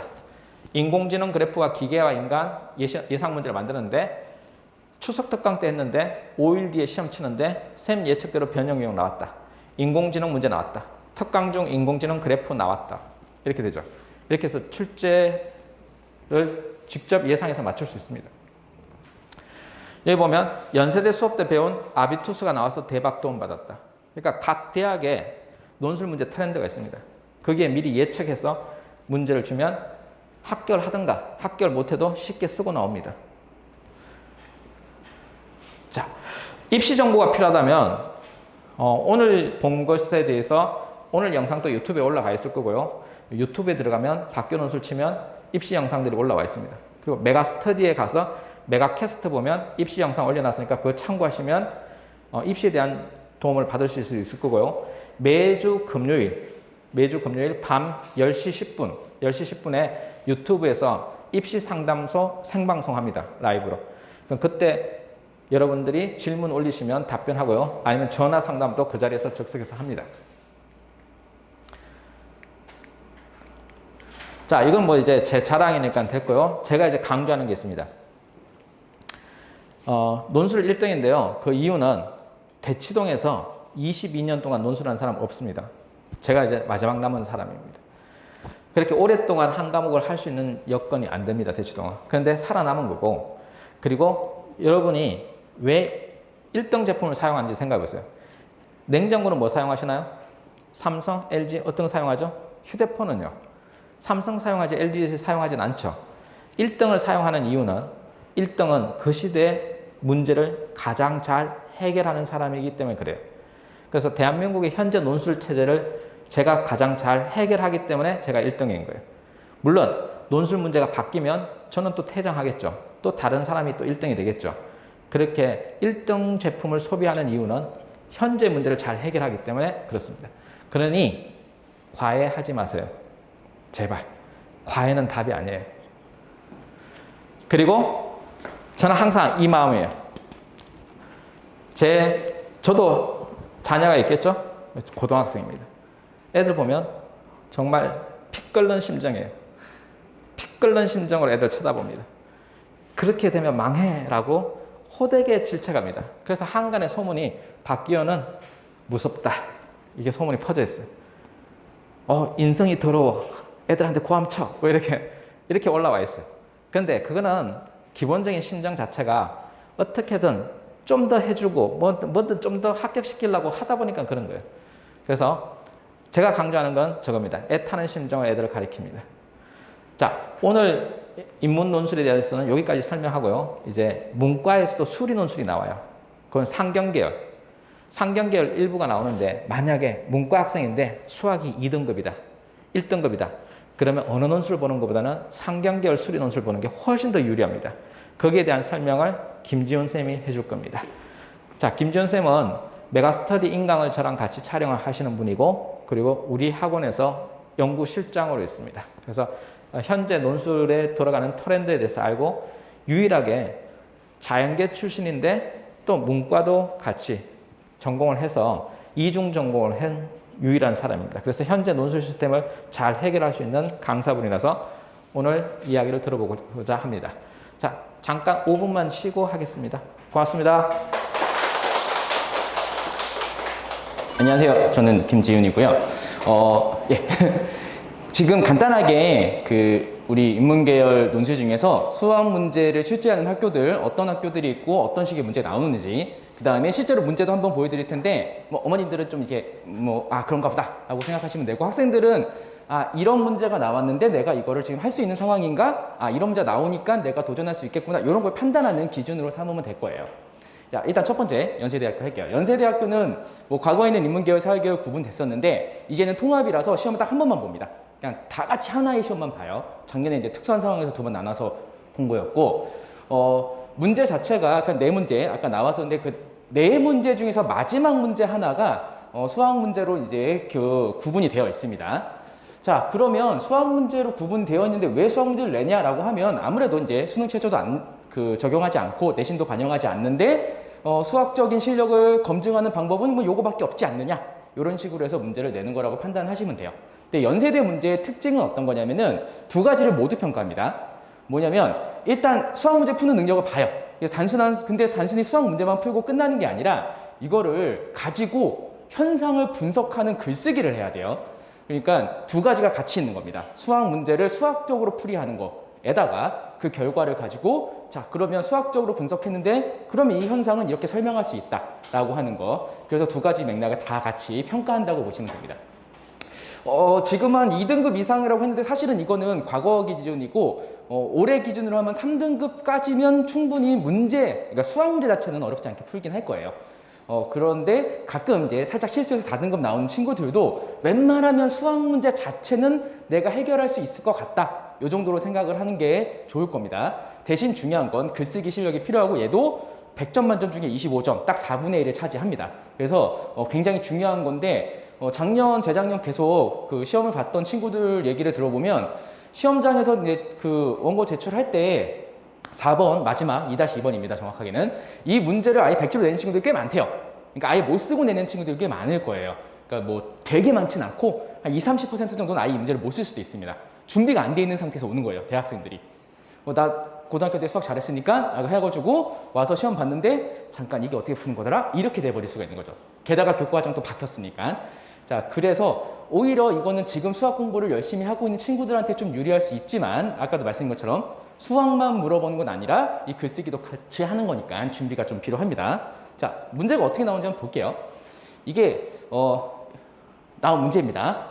자, 함수 나오죠. 근데 되게 복잡해 보이긴 하지만 사실은 이 함수 자체는 크게 어려운 함수는 아니에요. 단순하게 그냥 그래프를 그려서 단순하게 할 수 있는 함수입니다. 실제로 수학 공부하고 치는 분들은 귀찮지만 별거 아니네 라고 생각할 수 있는 함수라고 생각하면 돼요. 근데 중요한 건 뭐냐면 여기서 얘가 확률 밀도 함수구나. 그러면 통계 단원에서 확률 밀도 함수가 뭘 의미하고 뭘 찾아야 되는지를 알고 있느냐. 요게 이제 중요하고, 그걸 통해서 뭐 하라고 했냐면은, 자, 요걸 해야 됩니다. 이 함수를 분석해가지고 참인소문과 거짓소문이 어떻게 다르게 확산되는지 양상을 설명해야 돼요. 그러면 이 함수가 어떤 함수고 그래프를 어떻게 그리고, 그런데 확률 밀도 함수에서는 그걸 어떻게 해석해야 되는지 수학적인 교과에서 배웠던 내용을 가지고 양상을 설명해야 됩니다. 그러면 이제 우리가 넓이를 구해서 이런 거 하거든요. 그럼 수치가 나와요. 그걸 가지고 제시문 가에 나타난 이 관점과 비교해야 돼요. 그러니까 제시문 가에도 소문이 확산되는 것들에 대한 어떤 글이 쫙 나와요. 그 내용하고 여기서 나타난 거하고 도대체 어떻게 다르냐. 근데 2가지가 있으니까 얘하고 얘가 좀 다르게 나타날 텐데, 참인소문과 거짓소문이 좀 다르게 나타날 텐데, 그 중에 제시문 가하고 비슷한 얘기하는 건 누구냐? 반대로 가는 건 누구냐? 아니면 둘 다 비슷한데 요 부분이 좀 다르냐? 이런 것들을 찾아서 막 설명을 해야 돼요. 그러니까 글쓰기가 조금 까다롭다고 보면 됩니다. 이게 이제 2020학년도 문제고 2021학년 학년도 문제, 그러니까 작년에 봤던 문제죠. 작년에 봤던 문제도 크게 다르진 않았어요. 근데 이제 이렇게 확률 통계를 좀 주로 내다가 연세대가 요즘 이제 확률 통계가 아닌 걸로 바뀌었습니다. 그러니까 작년에는 확률 통계를 안 냈어요. 올해는 또 어떻게 될지 몰라요. 그러니까 초반에는 편하게 해주려고 확률 통계를 위주로 냈다가 이제 확률 통계는 이제 됐고 이제 미적분 개념 좀 써보자. 이제 좀 다양한 함수를 확장시켜보자. 이렇게 다시 바뀌고 있습니다. 물론 또 올해는 다시 확률 통계를 낼 수도 있어요. 그러니까 결과적으로 연세대 준비한 친구들은 모든 수학 단원에 대한 기본적인 내용은 다 알고는 있어야 한다. 요거 설명할 수 있어야 되니까 요 정도로 이해하시면 됩니다. 자, 그리고 중요한 건 글쓰기다. 요거까지요. 자, 두 번째가 이제 한양대입니다. 그 인문계열 수리논술 중에서 가장 어려운 데가 한양대랑 건국대인데 그 중에서 한양대가 가장 어려웠었어요. 과거에는. 가장 어려웠었어요. 어느 정도 어려웠다고 생각하면 되냐면은 이과에서 수능 보면 100점이 나오는 친구도 못 푸는 문제가 나와요. 그런 문제가 나오는데 이게 왜 그러냐면은 수능 문제 풀듯이 수학 문제를 푸는 게 아니었어요. 과거에는. 진짜 야 이거를 고등학생 보고 풀라고 하는 문제를 냈어요. 그러니까 어디까지 쓰는지 보자. 요런 거 같았어요. 진짜로 대학 전공생 아니면 쓸 수 없는 수준 막 하기도 하고 그랬거든요. 그러다가 이제 완전히 바뀌었습니다. 한 3년 정도 바뀌었는데 수능 형태로 완전히 바뀌었습니다. 여전히 완전 수학 문제만 푸는 거예요. 그냥 글쓰기 없습니다. 얘는 그냥 수학 문제만 풀어요. 답안지도 백지 딱 주고 이 백지에다가 니네가 알아서 막 써봐. 줄도 없어요. 그냥 알아서 답안을 만들어봐. 이런 구조라고 보시면 됩니다. 완벽하게 수학 실력을 검증하는 거고 완전히 상경 계열에서만 적용합니다. 그래서 올해 기준으로는 한 2등급 정도까지 학생들은 풀어볼만 할 거다. 왜냐하면 과거 같았으면 절대 안 그랬는데 올해는 또 이제 같이 평가하는 것 때문에 표준점수 바뀌는 것 때문에 그런 것도 있기도 하고 완전히 수능 형태로 문제가 바뀌었기 때문에 아마 수능 수학이 충분히 준비가 잘 된 친구들은 특별한 게 따로 준비할 필요 없이 시험을 봐도 해볼만 할 거예요. 대신 차이점은 뭐냐면은 한양대 문제의 차이점은 총 3개의 문제가 나오는데 수능에서 풀었던 문제 같은 게 나와요. 그런데 원래 수능 문제를 풀 때는 한 우리가 2-3단계만 해가지고 한 3가지 정도만 풀면 됐었다. 그런데 그걸 한양대에서는 어떻게 나오냐? 근데 그걸 좀 늘려요. 5번 정도는 해야 될걸? 이런 식으로. 그러니까 조금 분류 가지수가 많아지고 계산이 조금 더 길어졌다. 근데 수능 문제랑 크게 다르진 않다. 이 정도로 이해하시면 됩니다. 100점 만점 중에 50점 만점을 차지하는데 사실은 거의 당락을 결정하는 게 수학이라고 생각하시면 됩니다. 3문제 중에서 2문제 맞추면 거의 합격이에요. 왜냐면 그게 어렵거든요. 2문제 맞추는 것 자체가. 문제는 이런 게 나와요. 이것도 거의 수능 형태예요. 이 문제를 보면 학생들은 알 거예요. 풀어봤던 학생들은 이게 수능 형태랑 크게 다르진 않구나. 이런 거 많이 봤거든요. 수능 문제 풀면서 많이 봤던 얘기예요. 그런데 이걸 풀기 위해서 내가 정리할 게 굉장히 많구나. 설정할 게 많고 계산할 게 좀 많구나. 이 정도로 이해하면 됩니다. 그래서 다시 한번 결론 내리면 한양대학교 상경계열은 수학이 자신 있는 문과 학생들 또는 이제 상경계열로 진학하고 싶은 이과 학생들도 있을 수 있죠. 그런 친구들은 내가 수학이 크게 어렵지 않게 느껴진다라고 하면 도전해볼 만한 그런 학교를 보시면 돼요. 그 다음에 이게 2번 문제고 문제 1번은 글쓰기 문제가 있거든요. 600자 정도 글쓰기 문제인데 그거는 한 종류만 연습하면 되기 때문에 그렇게 어렵진 않을 겁니다. 그래서 생각해 볼 친구들은 한양대 문제를 한번 기출문제 다운로드 받아서 풀어보면 좋을 것 같아요. 자, 그 다음에 이제 건국대학교인데 건국대학교 인문사회 1, 2로 이렇게 구분됩니다. 인문사회 1이 이제 일반적인 우리가 알고 있는 인문계열, 문과계열이고 인문사회 2가 요 경영, 경제랑 관련되어 있는 학과들 이런 데인데 일단 건대 문제 특징 중에 하나가 뭐냐면 얘는 제시문이 있어요. 그러니까 문제와 별개로 제시문들이 좀 있거든요. 근데 그 제시문이 전혀 상관이 없어요.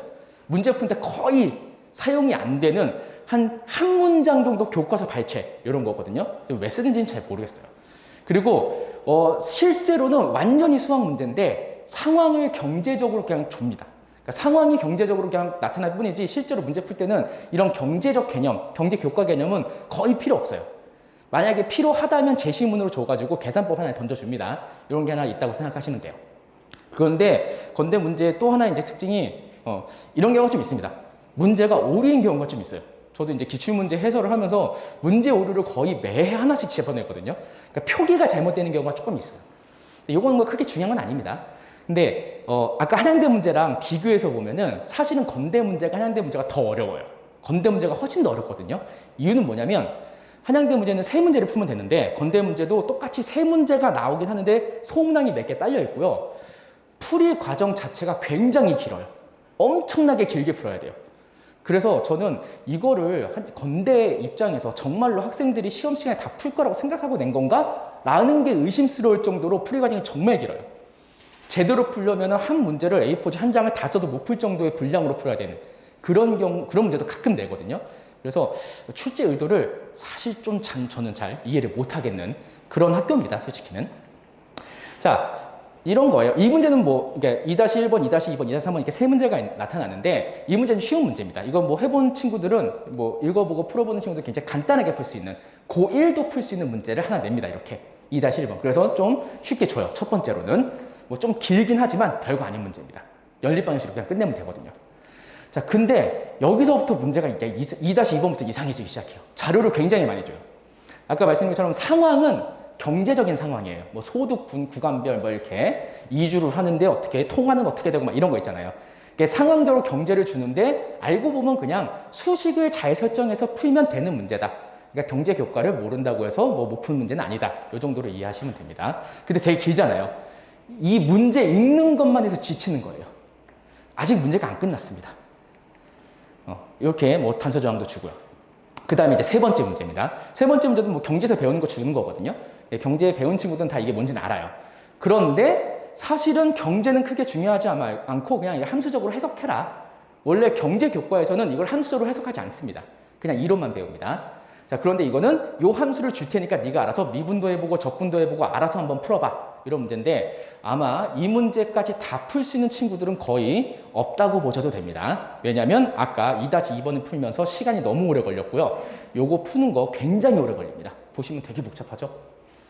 이거 맘먹고 한번 풀어보면 풀 수는 있긴 있는데 아마 시험 시간 내에 글쓰기도 하나 하고 넘어와야 되는데 그거 하고 이거 다 푸는 거 거의 불가능에 가깝다고 보면 돼요.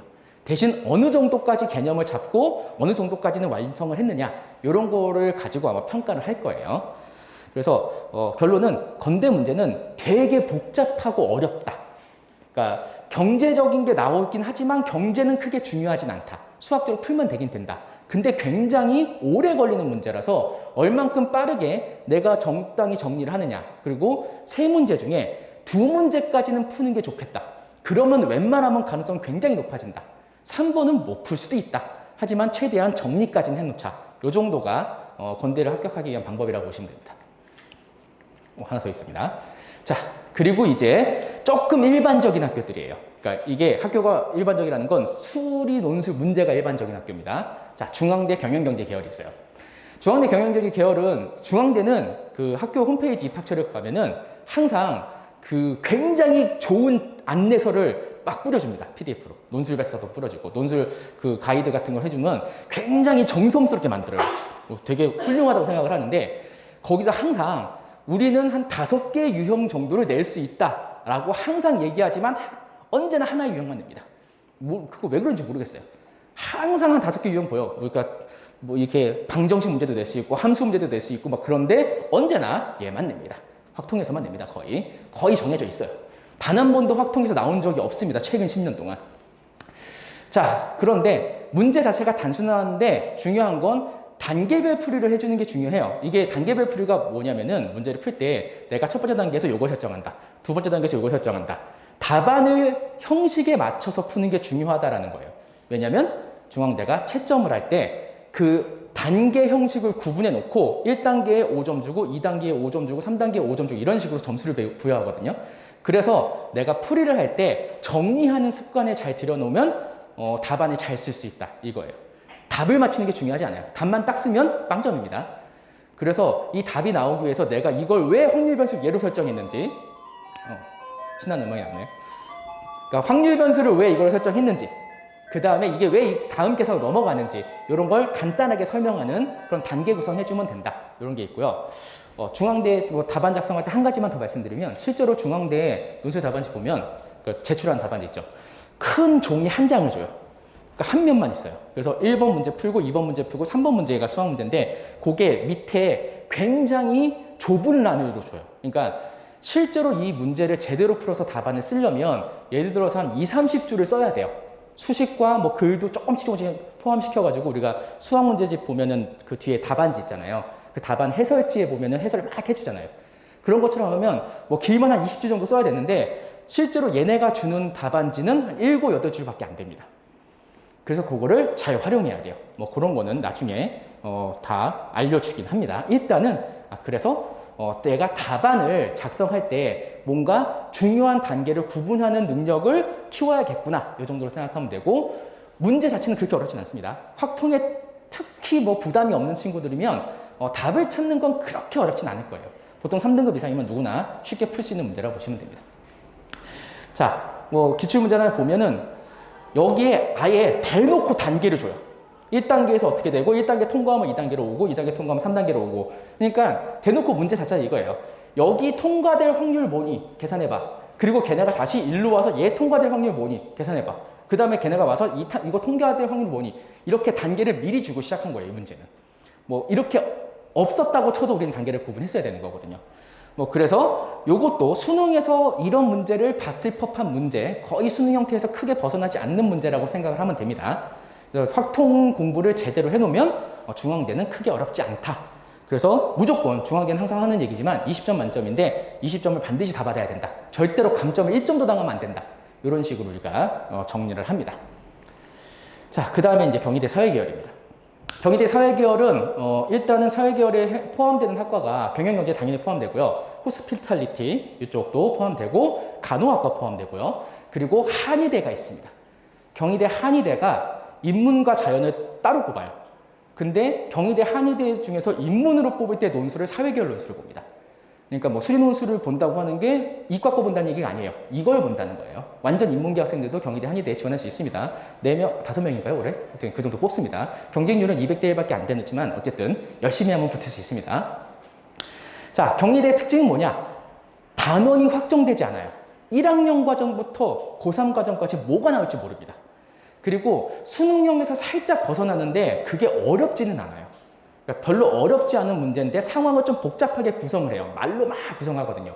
근데 알고 보니까 야 이거 1학년 때 배웠던 연립방정식인데 이걸로 전환되는 거. 그러니까 상황 판단 능력이 있으면 이게 내가 배웠던 것 중에 이걸로 풀 수 있는 거구나 라고 정리하는 거. 대신 어떤 단원이 나올지 모르기 때문에 고1 과정부터의 기초 과정부터 좀 다 잘 알고 있어야 한다.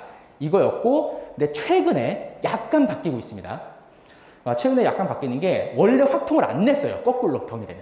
확률 통계 파트를 아예 안 내다가 이제 내기 시작합니다. 그래서 확률 통계 파트가 이제는 좀 중요해졌다. 그리고 다시 한번 연세대랑 비슷하죠. 논술 글쓰기가 있습니다. 사실은 이제 연세대보다 먼저 경희대가 이런 식이었었어요. 수학 문제를 풀었으면 그 수치를 가지고 이제 제시문하고 다시 연결시켜가지고 글쓰기를 한 번 더 해봐. 그러니까 연대 문제의 약간 축소판 정도로 생각하시면 돼요. 그러니까 연대 2-2번을 준비한 친구면 사실은 경희대 사회계열은 이미 준비가 끝난 거나 다름없다고 보시면 됩니다. 거의 그런 식이라고 볼 수 있어요. 그래서 거꾸로 또 연대 준비하는 친구들이 어떤 걸 다시 한번 연습해보면 좋냐? 경희대 사회계열 연습해보면 됩니다. 그러면 비슷하게 연결이 되니까 이 정도로 이해하면 됩니다. 자, 뭐 이런 거예요. 되게 상황 주죠. 그러니까 상황을 줍니다. 그리고 얘가 사실은 모의 문제였거든요. 이게 모의 문제였는데 실제 기출 문제가 되게 비슷하게 나왔어요. 그러니까 경희대가 그런 것도 좀 있어요. 모의 문제에서 뭔가 새로운 유형을 주면 기출 문제는 거의 비슷한 형태로 다시 주는 그런 형태를 띄기도 합니다. 그리고 원래는 이런 게 없었어요. 원래 경희대가 이런 게 없었습니다. 1번, 2번 해가지고 소문항이 없었는데 이것도 바뀌고 있는 중이에요. 과거에는 단순하게 딱 한 문제 풀고 끝 이렇게 했는데 이제 요 단계가 있으니까 요 단계에서 수치 구해봐. 두 번째 단계에서 수치를 한 번 더 구한 다음에 여기 보면 알죠? 이에 근거해서 제시문 4를 평가해라.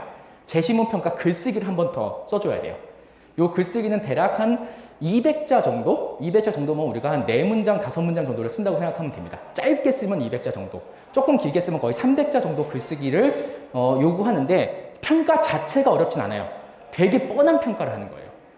그러니까 이 결과를 보니까 두 집단이 있는데 이쪽 집단이 더 유리해졌더라. 그런데 제시문에서도 이쪽 집단이 더 좋은 결과를 얻을 것이다 라고 주장했다면 그런 결과를 보니까 그 주장이 타당하다. 왜냐면 이러이러한 근거를 통해서 살펴보니까 더 유리한 결과를 얻었다. 뭐 이런 식으로 해가지고 되게 단순한 평가를 하는 거긴 합니다. 그래서 이 글쓰기 자체가 굉장히 어렵거나 엄청나게 고대 훈련을 요구하는 건 아니에요. 대신 이 과정을 이해해야지 이 문제를 정확한 답안을 쓸 수가 있겠죠. 그래서 경희대의 특징은 이런 거였다. 연세대랑 비슷하다. 그래서 같이 준비하는 게 편하겠구나. 이 정도로 이해할 수 있습니다. 자, 그 다음에 이제 두 개가 나왔습니다. 항공대학교. 이 항공대학교는 학생들이 많이 지원하지는 않는 학교긴 해요. 근데 가끔씩 나는 꼭 항공대학교 이 학교를 가겠다. 항공학과 가서 난 파일럿이 되겠다. 이런 친구들이 있어요. 그래서 그 친구들도 요걸 한번 해야 되는데 항공대학교 수학이 한 4년 전인가 굉장히 어려웠었어요. 이게 실제로 학교에서 알려준 바에 따르면 그때 문제를 물리학과 교수님이 냈었대요. 그래서 애들이 그렇게 못할 줄 모르고 됐다. 미안하다. 그래서 그 다음 해부터 조금씩 문제가 쉬워져가지고 이제 문제가 조금 쉬워졌습니다. 근데 항공대 문제의 특징은 뭐냐? 일단 첫 번째, 되게 다양하게 쓰기도 합니다. 그런데 문제 수가 되게 많아요. 한 8문제, 9문제를 풀어야 돼요. 그리고 이걸 푼 다음에 뒤에 글쓰기 한번 해야 됩니다. 근데 8문제, 9문제 하면 다 어렵냐? 그게 아니라 앞에 한 4, 5문제는 굉장히 간단하게 풀 수 있어요. 거의 2, 3줄로만 끝나는 문제도 가끔씩 나옵니다. 그런데 뒤로 가서 마지막 문제쯤 가면은 그러면 문제가 어려워져요. 그때는 이게 문제가 왜 어렵냐면은 생소해서 어려운 거예요. 약간 상황이 내가 알고 있는 것 같기는 한데 이렇게 푸는 게 맞나? 이런 생각이 드는. 근데 알고 보면 게 맞긴 맞습니다. 보통 웬만하면은 고등학교 과정에서 안 배운 건 절대 안 해요. 대신 좀 애매하고 어색한 상황을 주니까 이게 맞나 아닌가 이렇게 하면서 그래서 문제를 좀 풀기 힘든 뭐 그런 문제라고 보시면 됩니다. 문제를 한번 보면 이런 문제 나와요. 보통 항공대라서 항공기 얘기 많이 나옵니다. 관제하는 거. 그래서 항공기를 어떻게 보내야 되느냐, 출발 시간을 어떻게 조정해야 되느냐, 얘네들이 부딪힐 확률은 얼마냐, 충돌하지 않게 하려면 어떻게 되냐, 뭐 이런 것들을 문제를 내는 경우가 좀 있어요. 그래서 실제로 항공기에 좌표 주고 막 이럽니다. 이건 자체는 크게 어려운 건 아니에요. 실제로 보면은 이런 거 나오죠.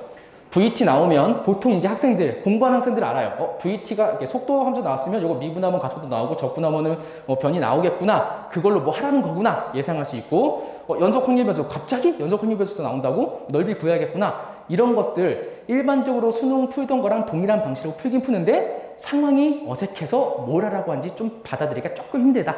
이 정도 그런 상황이라고 보시면 됩니다. 문제 많죠? 8개나 풀어야 됩니다. 근데 얘네들은 이거 되게 쉬워요. 이거 미분하고 숫자 대입하면 끝나는 거. 이거 2줄이면 끝나는 문제입니다. 이런 것도 되는데 여기서부터는 도대체 뭐 하라는 건지 모르겠는데? 라고 하는. 그래서 한 7번까지 거의 완벽하게 풀면 거의 합격권 들어가고 8문제 다 풀었다. 그냥 나 붙어있구나 라고 생각해도 무방할 정도입니다. 자, 마지막입니다. 숭실대학교인데 숭실대가 안타까운 점이 하나 있죠. 숭실대가 가장 안타까운 점이 뭐냐면은 수능 다음날 봅니다. 시험을. 논술 시험은 작년부터 수능 다음날 봐요. 수능 보고 하루 쉬고 논술 시험 보러 가야 돼요. 이유는 잘 모르겠습니다. 왜 그렇게 하는지. 자, 숭실대 경상계열은 언제나 크게 2종류의 문제를 냈어요. 첫 번째가 경제 관련 문제. 경제 교과를 전혀 안 배운 친구들은 단 한 글자도 쓸 수 없는 문제를 냅니다.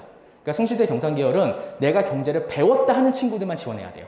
안 그러면 진짜 1번에서 그냥 일기 쓰고 나옵니다. 그냥 허설해서 나오는 거예요. 아예 못 풀어요. 진짜. 전혀 못 풀어요.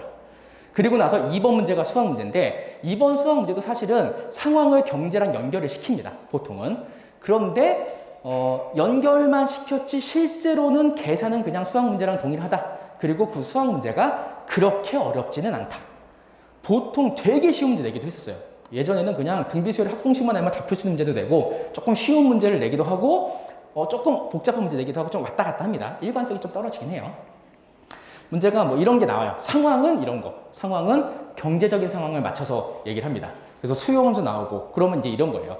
이 뒤에서 이런 거 준 다음에 문제에서 요구하는 게 뭐냐면은 이윤 구해라. 그러니까 비용 구해라. 그래서 이 수입의 최대값 구해봐라. 이런 거.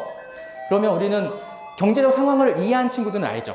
수입의 최대값은 내가 매출에서 비용을 뺀 게 수입이니까 그런 식으로 계산하면 되겠구나. 요 정도만 하면은 될 수 있는 그런 문제인데 실제로 되게 어렵진 않습니다. 근데 한 가지 주의할 점이 있어요. 숭실대 이제 경상계열 혹시 지원하려고 하는 친구들의 한 가지 주의할 점. 이게 뭐냐면 순시대가 이상하게 마지막 한 문제 정도를 문과 학생들이 못 푸는 문제를 내는 경우가 간혹 있었어요. 2년 연속을 했거든요. 그러니까 문과에서 배우지 않는 미분법을 사용해야지 풀 수 있는 문제를 한 문제를 냈어요. 작년에도 한 문제 냈고 그 전에도 한 문제 냈습니다. 왜 그런지 모르겠어요. 이게 이과 학생들이 올 거라고 생각해서 그런 건지 모르겠는데 그런 문제를 섞기도 합니다. 그래서 그냥 알아두세요. 그런 경우도 있다. 그런데 문과적으로도 충분히 어떻게 하든 설명은 할 수 있는 거니까 크게 걱정할 수준은 아니긴 하다 정도로 이해하면 됩니다. 이 정도까지가 전반적인 내용이고 여기 빠져있는 게 있는데 한양대학교 에리카가 있어요. 한양대학교 에리카 캠퍼스도 숭실대랑 거의 동일하다고 생각하시면 됩니다. 근데 문제 하나 더 있습니다. 한양대 에리카는 문제가 3문제인데 1번 문제가 그냥 완전히 인문논술 글쓰기 형태 똑같은 거. 2번 문제가 경제교과랑 연결된 글쓰기.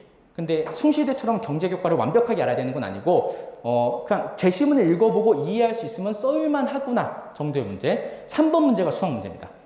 근데 숭실대보다 조금 더 단순한 수학 문제를 내요. 그래서 3문제가 나오는데 완전 인문 글쓰기, 경제교과 글쓰기, 수학 이렇게 크게 3문제. 요게 한양대학교 에리카 유형이라고 보시면 돼요. 난이도는 그렇게 어렵진 않을 거니까 준비한 친구들도 수능 공부만 제대로 해도 웬만하면 답은 낼 수 있다. 마지막에 답안 작성법만 학교에 맞춰서 연습하면 된다. 요 정도로 이해하면 돼요. 그러니까 전반적으로 아까 살펴본 것처럼 문제들은 대부분 교과 과정을 벗어나지 않습니다. 근데 이제 학교마다 좀 차이가 있는 거예요. 중앙대는 확통만 내니까 내가 확통만 잘 파면 되는구나. 그 다음에 연세대랑 경희대 같은 경우는 글쓰기를 해야 되니까 글쓰기를 어떻게 해야 되는지를 좀 생각하고 가야겠구나. 그 다음에 한양대 같은 경우는 완전히 수학 실력 물어보는 거니까 수학 답안을 완벽하게 내는 거. 근데 문제 조금 어려울 수 있으니까 그걸 정리하면서 쓰는 거. 뭐 이런 맥락들 있죠. 그런 것만 잘 생각하면 되고 준비하는 방법은 별거 없습니다. 일단 수능 공부 열심히 하세요. 그러면 준비는 다 돼요. 그리고 마지막에 얘기한 것처럼 학교별로 답안 쓰는 방식이 따로 있어요. 그 답안 쓰는 방식을 마지막에 잘 익혀서 내가 계산한 걸 제대로 답안으로 만들어내면 되겠구나. 이렇게 이해를 하면 됩니다. 이게 전반적으로 인문계열에서 나오는 수리논술에 대한 전반적인 상황 설명이었고요. 좀 더 자세한 얘기는 나중에 다시 한번 궁금하신 분들은 정리를 해드리도록 할게요. 예, 감사합니다.